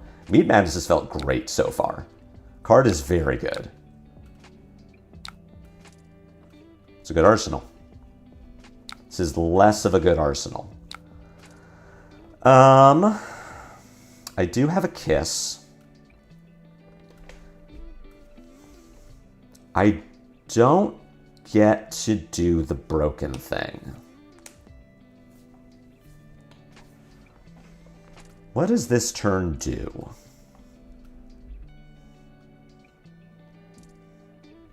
I can... what does this turn do? This turn does Horrors, Prey Spotters, Take Up into Kiss of Death, T-Tox, Calicera, Break Steps, CNC? What a weird hand. Without a stealth attack. I could also just Codex and discard a thing. It's just not very good. And I don't have a Leave No Witnesses in Grave, so I can't just Codex for... I can't, like, Clave here. So I think we're doing Horrors.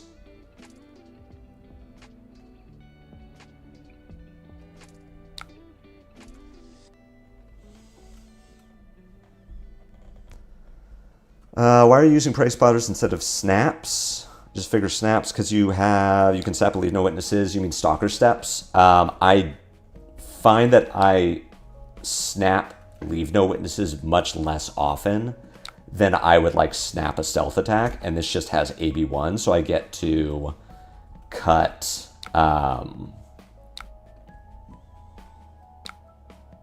thing.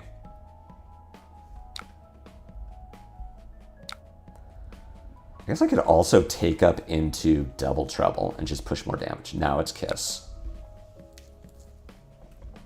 I get to cut Widow Web, which I care very much about doing.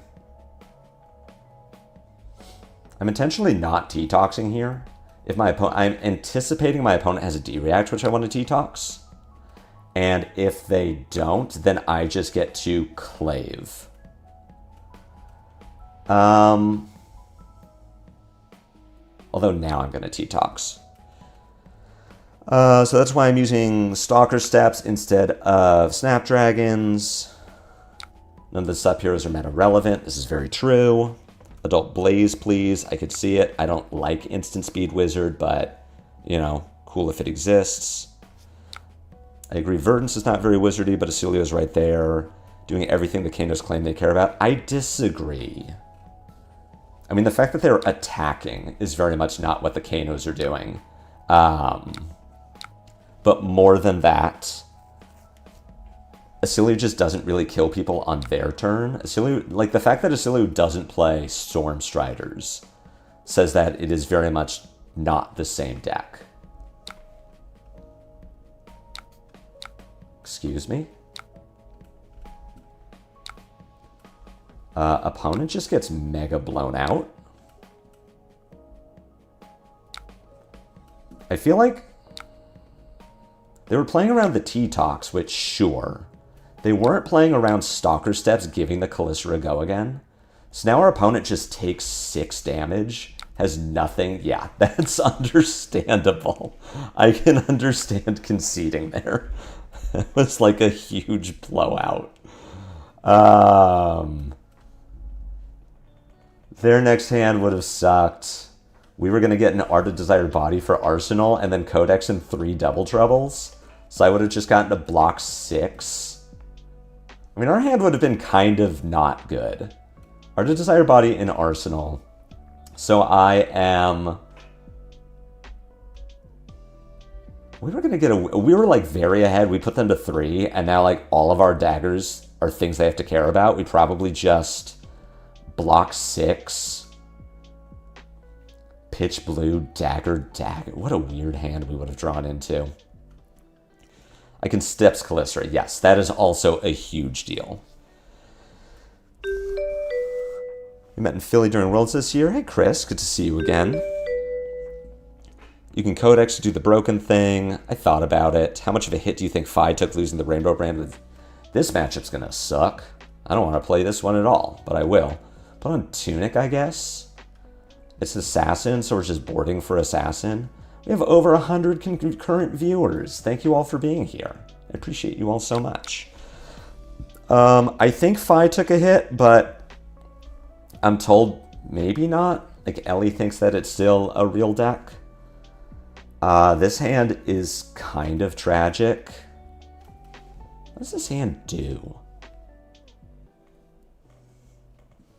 Do Codex do the broken thing? I would have had, yeah. Juicing people with Slippy. Hey, Zach, I'm trying.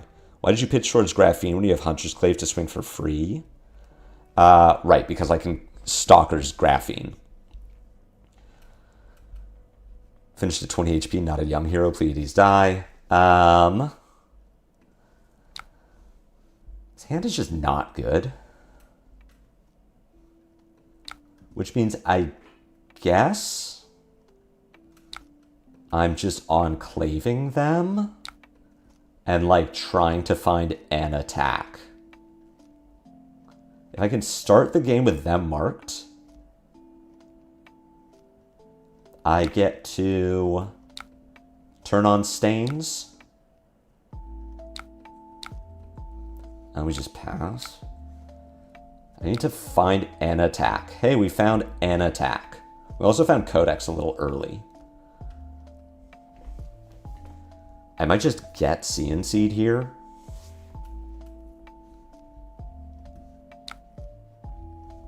Sink and Slay.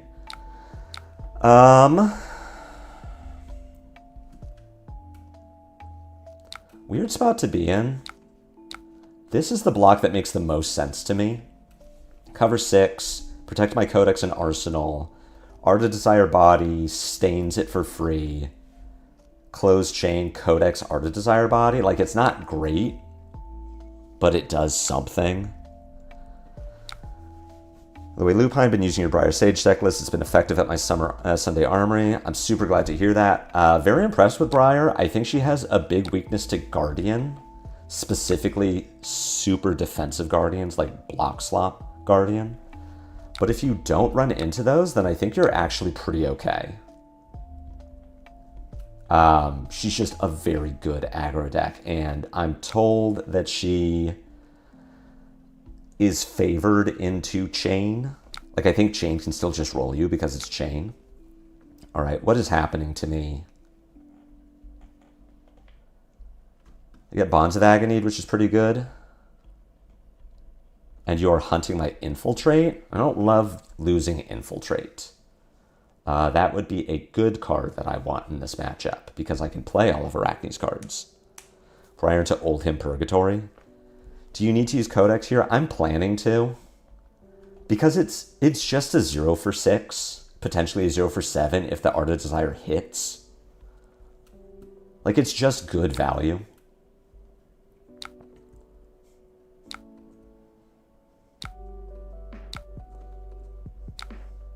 Get a Prognosis off the top. Arakni gets a CNC for the Arsenal, which is kind of scary, but I'm gonna be able to deal with it. I'll have a 5-card hand, and I get to just put 6 in front of a CNC, so, like, it's not the worst. I did a similar line into Dory with Infiltrate. I was trying to fish for an attack reaction, but decided to be human and just block. That's, I get that a lot with Assassin, where I'm like, I can really do something. I could do a cool line here, or I could just block. I could just get my 3 value, like a smart person. See if Arakni just gives me a 3 block and then CNCs me? Yeah. Reasonable. Understandable. My arsenal is a prog, which is fine.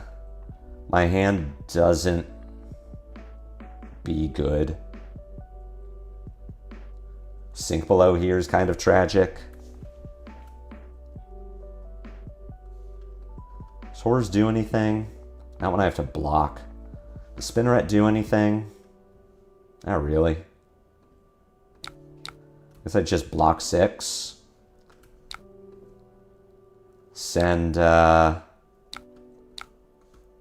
Desire Body into Prognosis.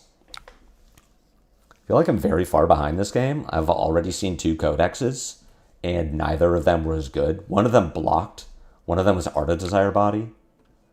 My opponent still has armor. Like, this game is not going well. We've lost infiltrates.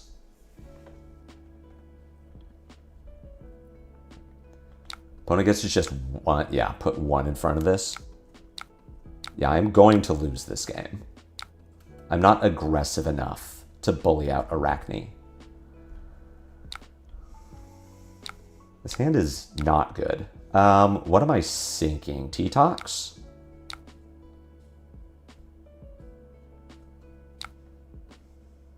What does this do? Attack action cards.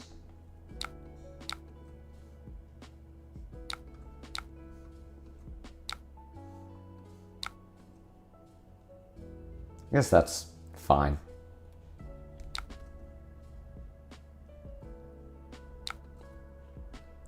What does this do? I totally didn't realize that my opponent... sucks to lose, will leave no witnesses. What does this do? Something... Oh, that says that you just deal actual damage. Opponent should be on shelter. Question is, do I want to flick? I think I'm flicking anyway.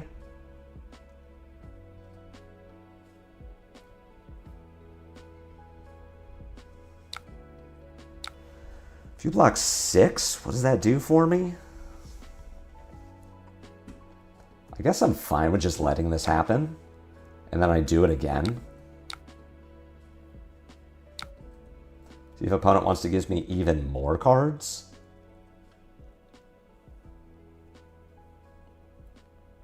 That's why people just Q dodge Huntsman. You know you'll lose, but you're still here for the next 30 minutes or so. Yeah, it's a real time. We're having a real adventure. I'm just going to Razor's Edge here. I'm going to sit on the spike. My tunic is up, so I feel like I'm okay. Banishing Shred. Curious to see what the... What was it? Double Trouble Cut to the Chase? Oh, your hand just kind of doesn't function. What am I doing? You can bring this up to 3 very easily. You blocked with a Shred. I feel like I'm probably blocking with Horrors here, and my line is going to be Infiltrate, Clave, Horrors with Spike.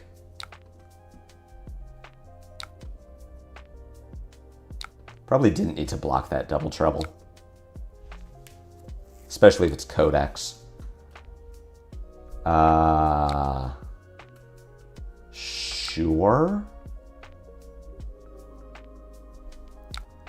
Deal 5, banish attack. Seems fine.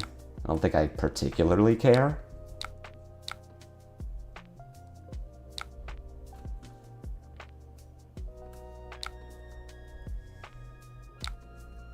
It's an infect first. This gets blocked and I'm fine with it.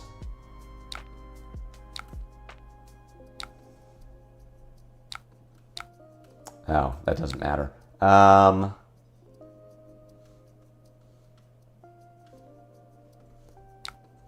was so confused. I'm like, wait.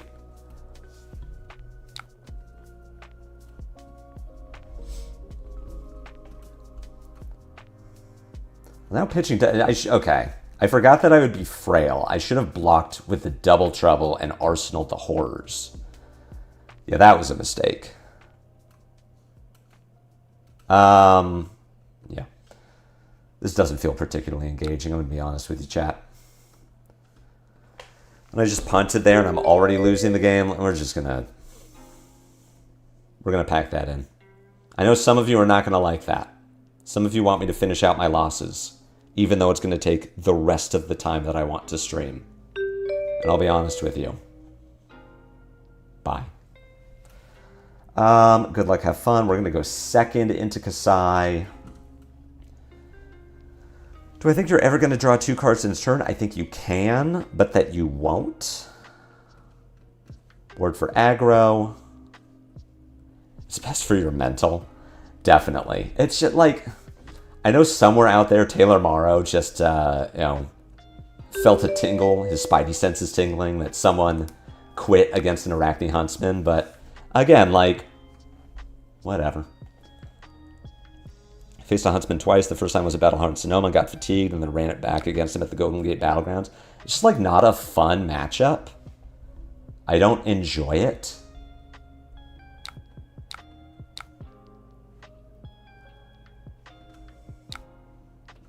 Much as I don't want to turn on Saber, I also don't want 2 stealth attacks in my hand when I'm going to draw at the end of my turn. One playing a little smarter, but he was bricking. Big issue with trying to practice Huntsman fatigue in general. If I pair against it in paper, in an Armory, or an RTN ProQuest, like whatever. If it's in paper, I'll definitely play it out. But on Talishar, I don't want to deal with that. I love playing Huntsman. Do you love playing as or against? One of my locals loves Huntsman. Is that Melora? I'm glad it exists and that people enjoy it, but like, what a miserable hero to play against. Playing Huntsman? Yeah, of course you like playing as it.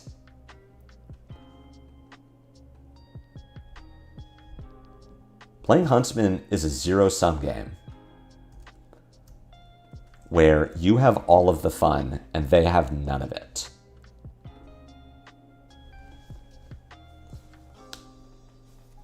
It's like playing Icelander back when she's legal. It's like any fatigue deck.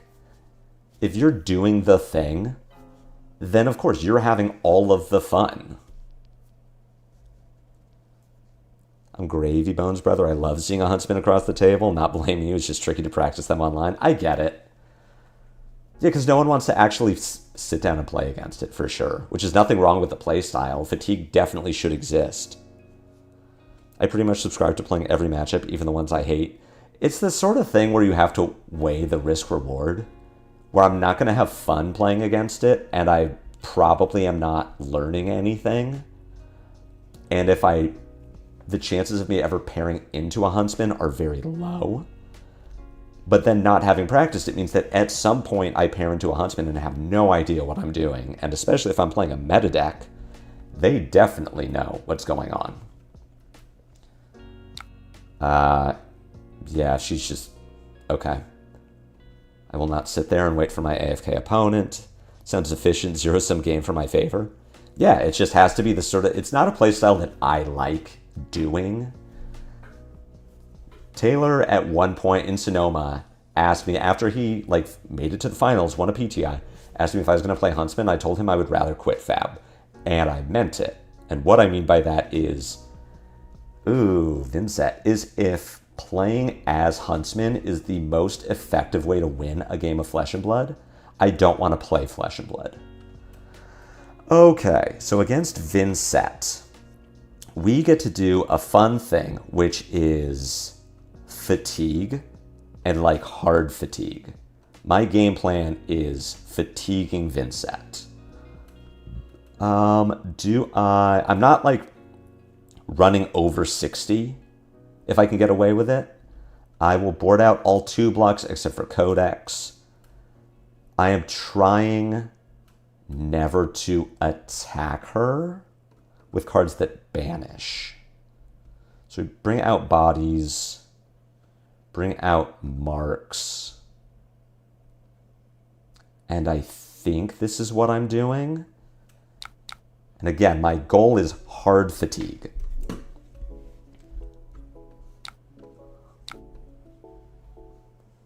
She's presenting 60. She has all the necessary equipment to aggro me out, but like I am blocking. I am trying as hard as I possibly can to not take damage this game. Surprised you kept creep in. When is creep good? So creep in this matchup is a 3-block. In other matchups like Gravy, Earth Heroes, Guardian, it is 3-block with go again.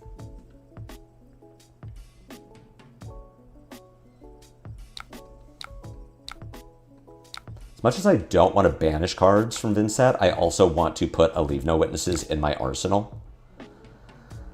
You are culling me and Funeral Mooning me. That's a pretty good start. Vinstock's high right now, at least higher than they have been. I'm pretty curious. I think a lot of decks can just fatigue her. It's like AB1 and a significant number of non-reds. I will banish Horrors. We're going to keep a Meat Madness for the arsenal. As much as I just said I don't want to banish cards, I also don't want to put a Horrors of the Past in my arsenal. That feels low value.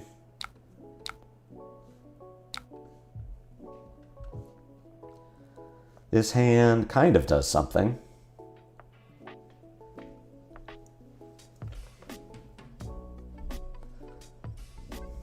I'm also very much, again, trying to fatigue her. So if she just does nothing here, if she just passes, then like I'll play out the hand. I'll do, you know, Clave, Meat Madness, Stains.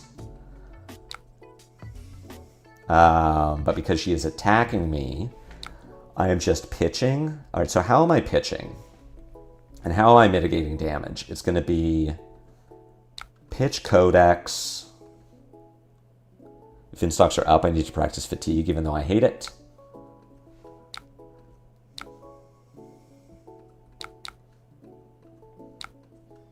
I should block for 6, and I'm going to IP this blue. My plan here, as much as possible, I want to not send attacks. I want to just, like, wait. Let Vynnset burn out. She has to banish it. And this only works against Vynnset. Any other deck that you're trying to fatigue, you do have to interact with. But against Vynnset, because she is going to banish her own cards, I can just wait.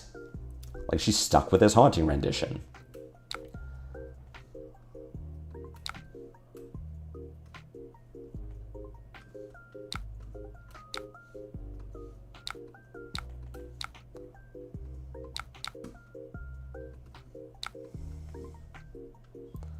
My buddy KC has played Vin since she came out. The matchup was quite free for Gravy. Unless she high rolls you, there's not a lot you can do. Makes sense. Vynnset's also dying to her own blood debt. She probably understands what I'm trying to do at this point, but like, again, I'm just waiting. She's going to burn herself out. This might be a D-react, and now it's just stuck here. The card I will play against Vynnset, if I draw it, is going to be Command and Conquer. But for the most part, I'm just reacting to what she's doing. She has some anti-fatigue tech for sure. Like she's playing Beseech. She's going to get to trigger her own abilities. And I'm just blocking. It's my whole deal this game, is I'm just mitigating damage. I have to take that.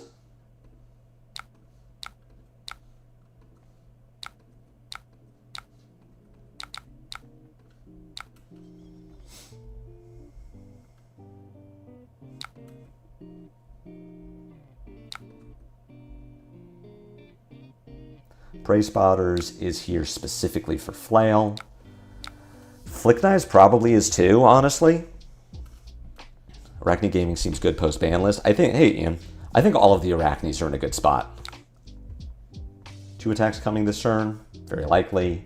Tunic is up, so I get to use that for mitigation too. There's the Shadow Puppetry, so yes, we are looking at 2 attacks this turn. Double Deathly Wail, first one for 6, second one for 5. This is the one that I have to block.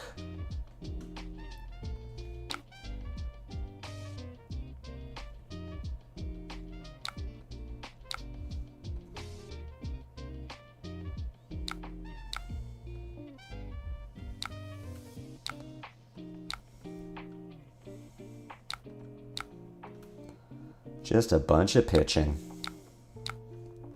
Block, block. I have to block this one because of the shadow puppetry trigger. I won't be able to fully block out the next one. Honestly, quite happy I've been working on RKO. I feel like RKO is also a winner from this BNR. I think both KOs are in a good position, but yeah, RKO just lost a couple of bad matchups, right? I think he was not particularly good into the Earth Heroes.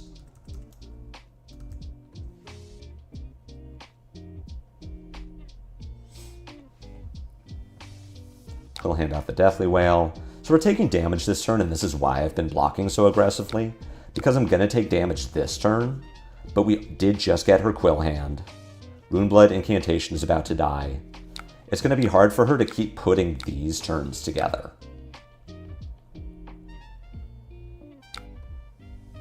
She gets to succumb just for the action point, so I assume we're probably taking more damage here, but we have no cards in hand, so the succumb doesn't actually do anything. Hardcast Phantom Wraith. Yeah, we took a bunch of damage. How many of these turns does Vynnset get? I'm hoping it's not many, because that hurt. This hand blocks a bunch and can mitigate Rune Chance with Shelter.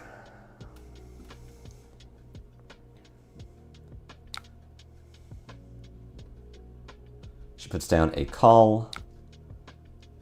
Only I have to banish a card? That's rude. Oh no, we both banish a card, but she doesn't get to do anything else. That's what it is. You banish Succumb. I am banishing Infiltrate because I don't want to banish cards for her. I get to actually do damage this turn. Really good Verdance, actually. Cinder could be tough. You think so still? I feel like my experience with RKO is that he's been in a pretty good position against Syndra. Like, I lost to one in Philly in a testing game. I was really impressed by how well the deck did into Syndra for how much I thought that matchup was doomed. Like, one early CNC pummel just kind of snowballed. Average 3, she can definitely get those sorts of turns every 4 to 5 turns. I'm hoping that she just didn't board for it. Like, I don't know how much Vynnset lists rely on knowing that you're going to get fatigued, but I'm hoping that she didn't know.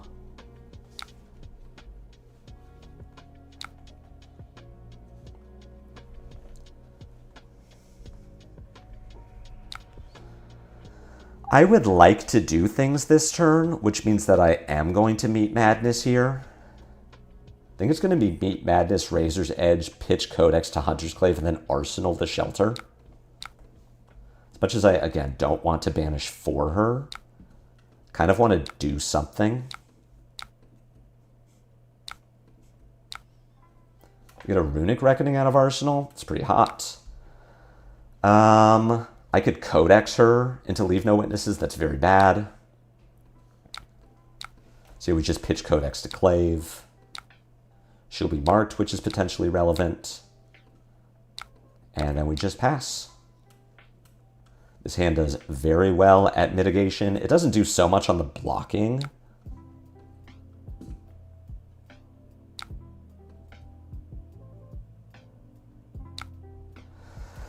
All right, so we've got Annihilation coming in for 9 with 5 Rune Chance, and this is banished from hand. So I am going to Tunic to get extra mitigation. I'm going to end up taking 1.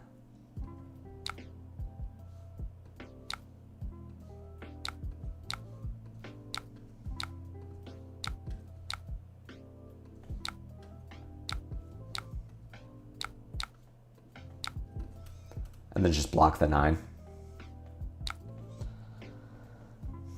Probably could be depending on how they ran versus you. You can get most decks into fatiguing themselves. I'm just hoping she is missing some tech to deal with the fatigue. I know she boarded 60 against me, which makes me think that she was not expecting to get fatigued.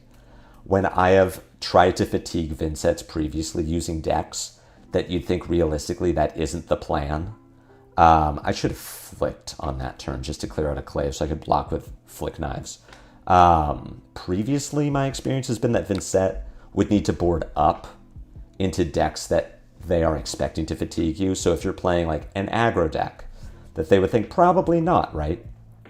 That's how you can get them, is that they just board wrong. I don't know how well base 60 Vynnset that isn't expecting it to happen can deal with it. Kasai is probably the toughest matchup out there. Is that for RKO? This turn is potentially hard, so make 2 back. I can discard Shelter, pitch Horrors, prevent the Rune Chance. For the widespread, I am probably blocking 7 and arsenaling Sync.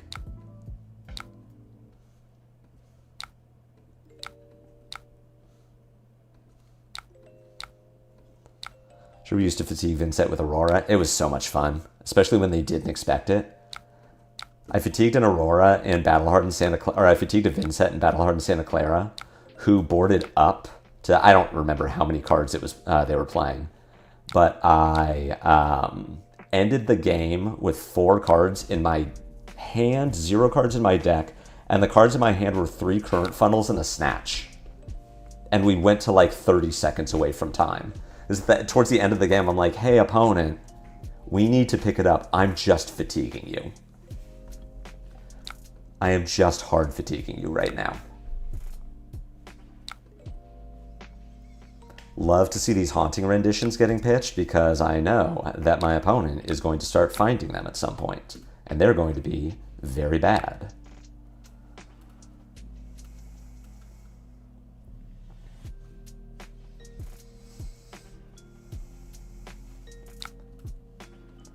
This turn could be spooky. I'm probably not overly pitching here. This is probably where I'm taking Rune Chant damage, unfortunately. So this is attacking for 9.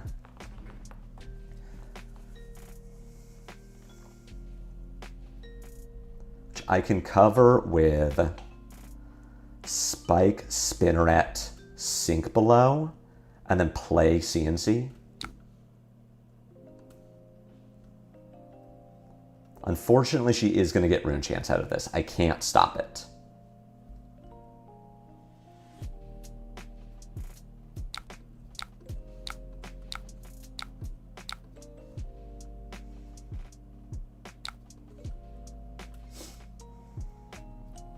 Hopefully the follow-up is Flail, which I get to just put Prey Spotters in front of, and then, yeah, CNC.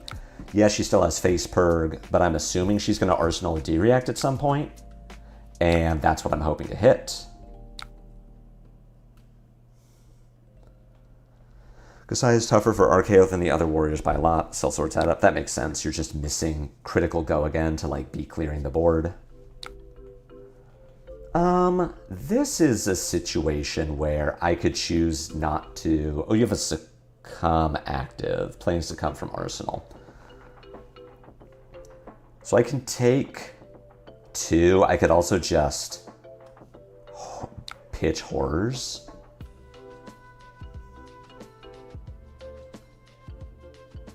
I'm going to pitch Horrors here. I'm going to Arsenal the CNC.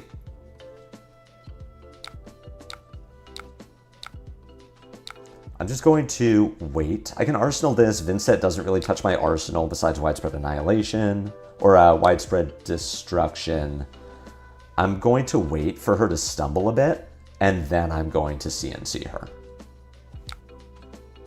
That is the plan.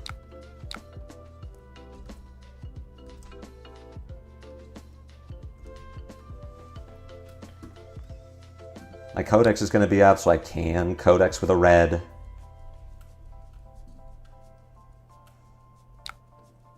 Sonata here's pretty hot. That is the 3rd one. You found Malefic? Okay.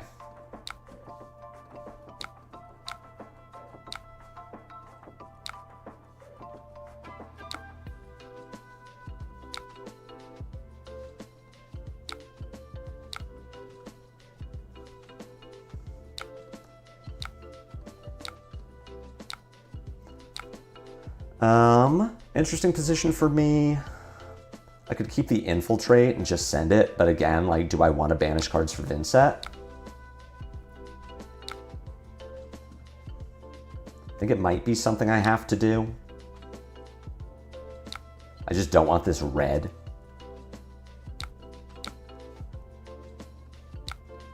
This could totally be a mistake. This could absolutely be where I just lose this game. Because I banished like something with blood debt that she needs and then she goes too wide and kills me. Or plays Reduce from Arsenal. That gets me too. That's why I generally don't like to attack Vynnset. To strand her with these D-reacts, but the hand just didn't... It was a weird hand for me to try to do something with.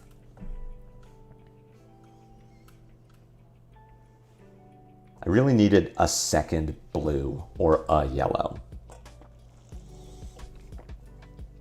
to CNC there. There's the Widespread Destruction. This might get me. Depends on what else she can do. Oh, okay. That works. What does that mean? I need to play around the Face Purgatory. Do I want to give her the opportunity to CNC me from Arsenal? I think the answer is no. Or to D-react me from Arsenal? The answer is no, which means that I am just going to CNC pitch. If she face purgs me, I'll discard the Meat Madness and just IP the Persuasive. I'm not going to Arsenal a blue. And if she does this, then I'm going to Arsenal the Meat Madness.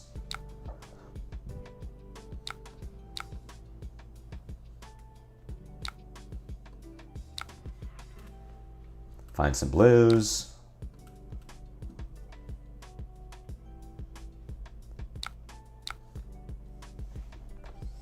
Interesting. What does that mean for my turn? I can play the Kiss, but I can't really do anything with it. I think this turn is Meat Madness Infiltrate, or Infiltrate first. She's getting to the point where her blood debt is going to start adding up, and she already has 2 in here, so I'm not overly concerned about giving her more ammunition. Especially if she's blocking. She's doing the big setup.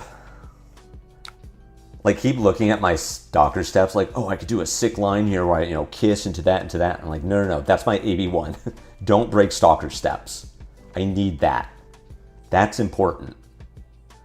I have 1 shelter left, still 2 sinks, that's nice. I have 2 blues in hand, so I feel very good about my mitigation. She's doing more blocking, which is great. She's just running out of time. Yes, she's doing the big setup, but she's also giving me space to prepare for it.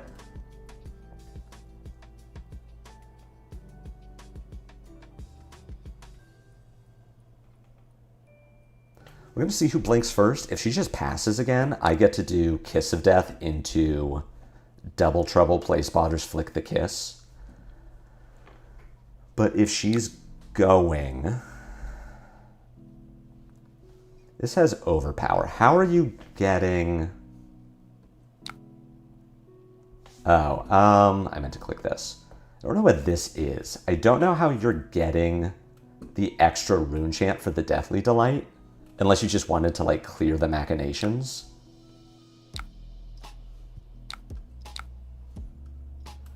Meat Madness is when your McDonald's burger tastes funky. Am I the only one that hears Meat Madness? I hate that it is an Assassin card and not a Runeblade card, so that it isn't spelled M-E-A-T. I really wish it was spelled M-E-A-T. What are you? Oh, yeah.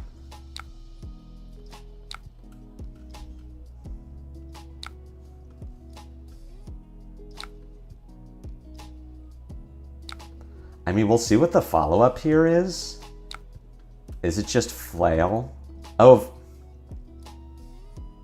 I mean, it could be Flail, but Flail doesn't attack with the Deathly Delight. That seems like a lot of rune chants for, like, no benefit. A lot of rune chants spent to just do nothing. Like, was she expecting me to not have the blues? I've just been IPing cards for the last 3 turns. There's the flail.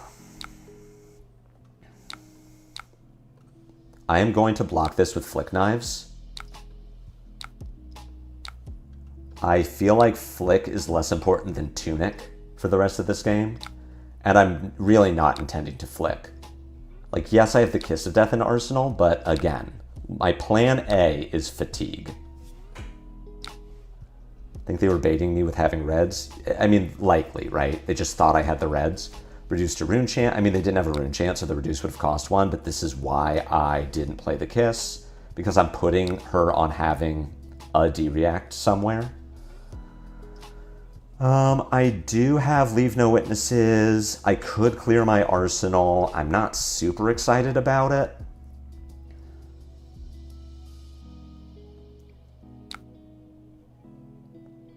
This does not have Go Again currently. I need to prevent the 1 to play around Succumb, which there is 1 left.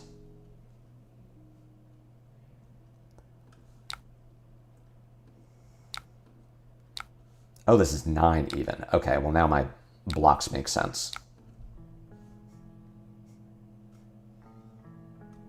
Are you gonna... Oh, you don't have the resource for creepers. You can't creepers Succumb me. And we're just staying alive. Vynnset has 11 cards left. I have 21. 22 with this Kiss. How many reduces is that? No reduce in graveyard. Oh, 1 reduce in graveyard, so you have a reduce left. We're just not attacking with Kiss. We're just waiting. The Anti-Wraith Deathly Delight. This could be the turn. He does have creepers.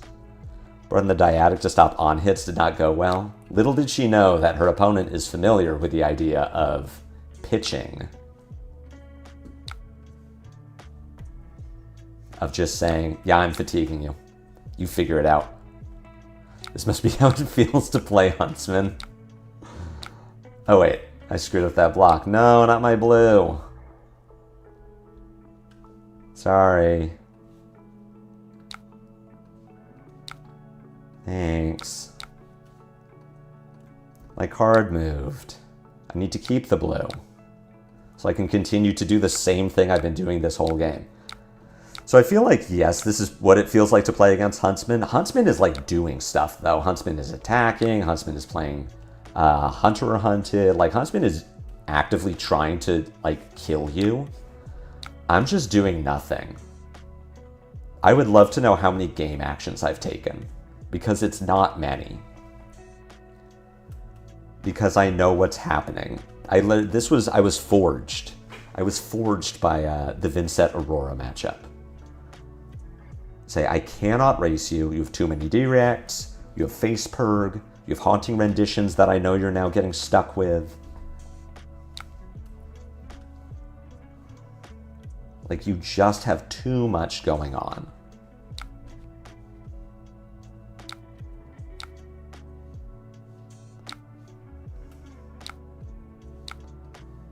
Here I am going to block with Tunic, because now I'm in a position where I can kill her. What I'm going to do this turn is Kiss Razor's Edge T-Tox.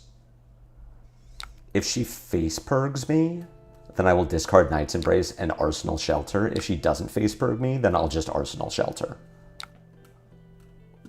She doesn't have any rune chance, so the last reduce costs resources.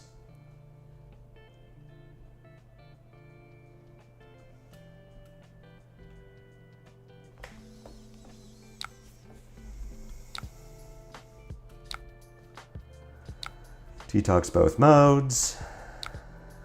And I'll Razor's Edge you. This is lethal. So she plays Reduce, has to pitch to it, which is huge for me. Still taking 5, going to 4. I don't have Flick Knives.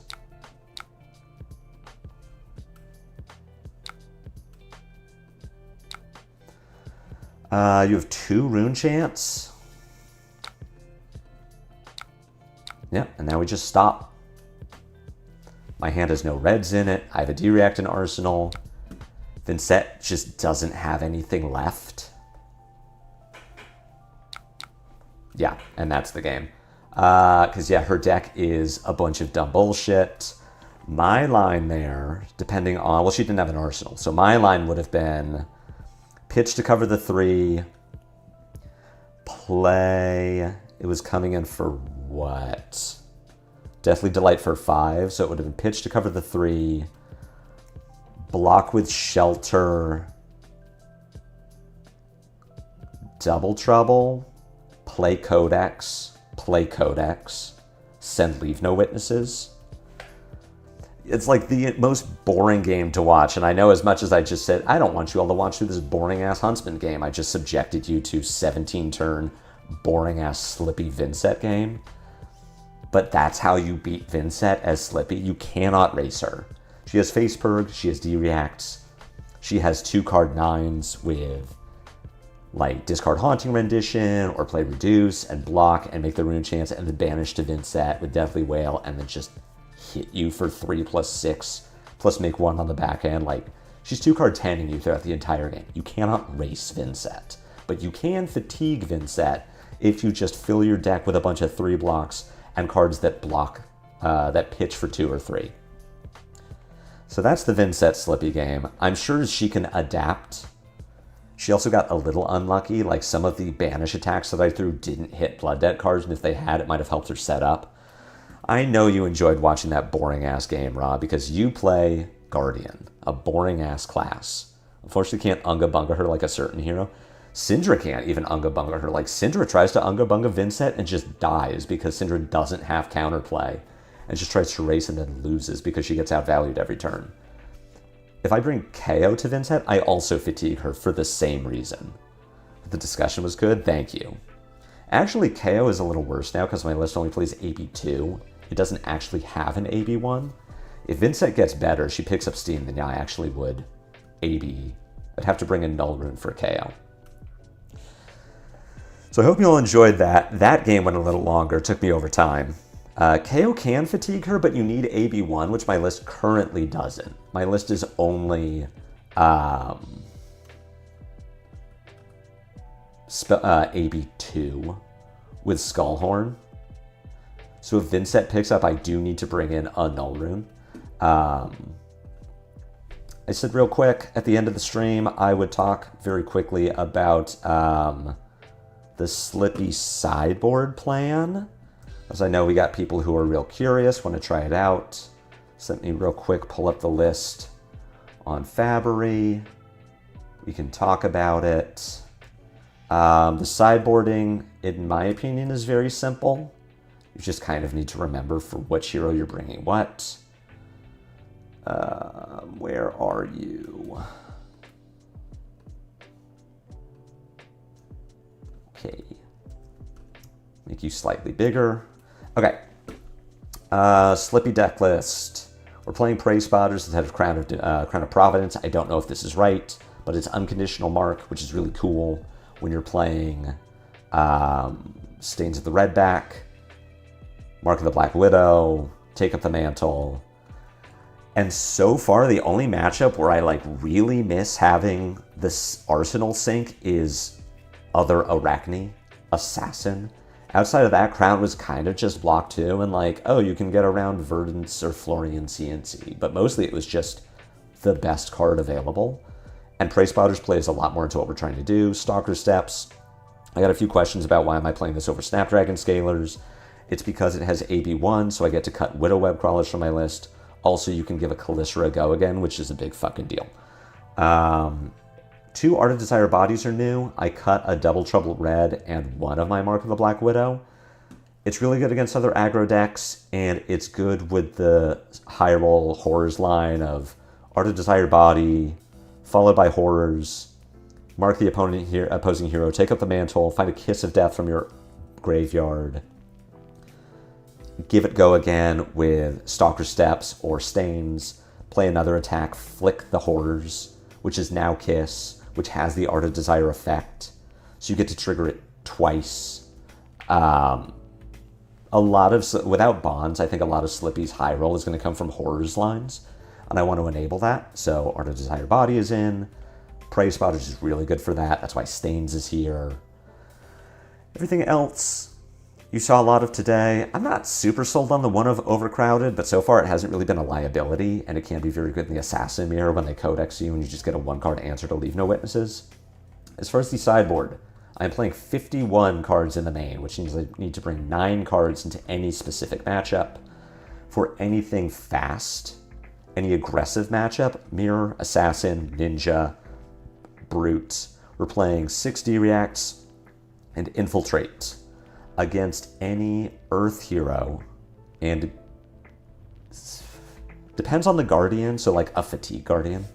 I would play 3 creeps, 3 Pain in the Backside, 1 Pick Up the Point, and 2 Codex of Blood Rots. We're looking for cards with Go Again, Creep, Pain in the Backside, Pick Up the Point.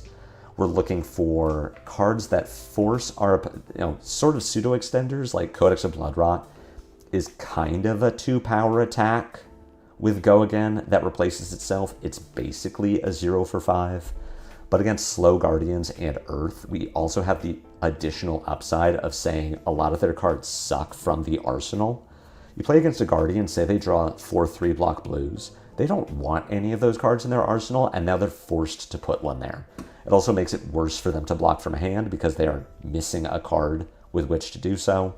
Against Earth, you can hit their shitty blue cards. You can also force them to put a card into Arsenal before you Codex of Frailty them if they have Felling of the Crown in their graveyard. So you actually get to, like, disrupt their arsenal without them getting to protect it and then Codex you. Against Gravy specifically, I'm playing Creep, Pain in the Backside, Pick Up the Point, and 2 E-Strikes. The E-Strikes are here for Chum to play through Fearless Confrontation and Whaler. Hopefully they don't have Fearless Confrontation.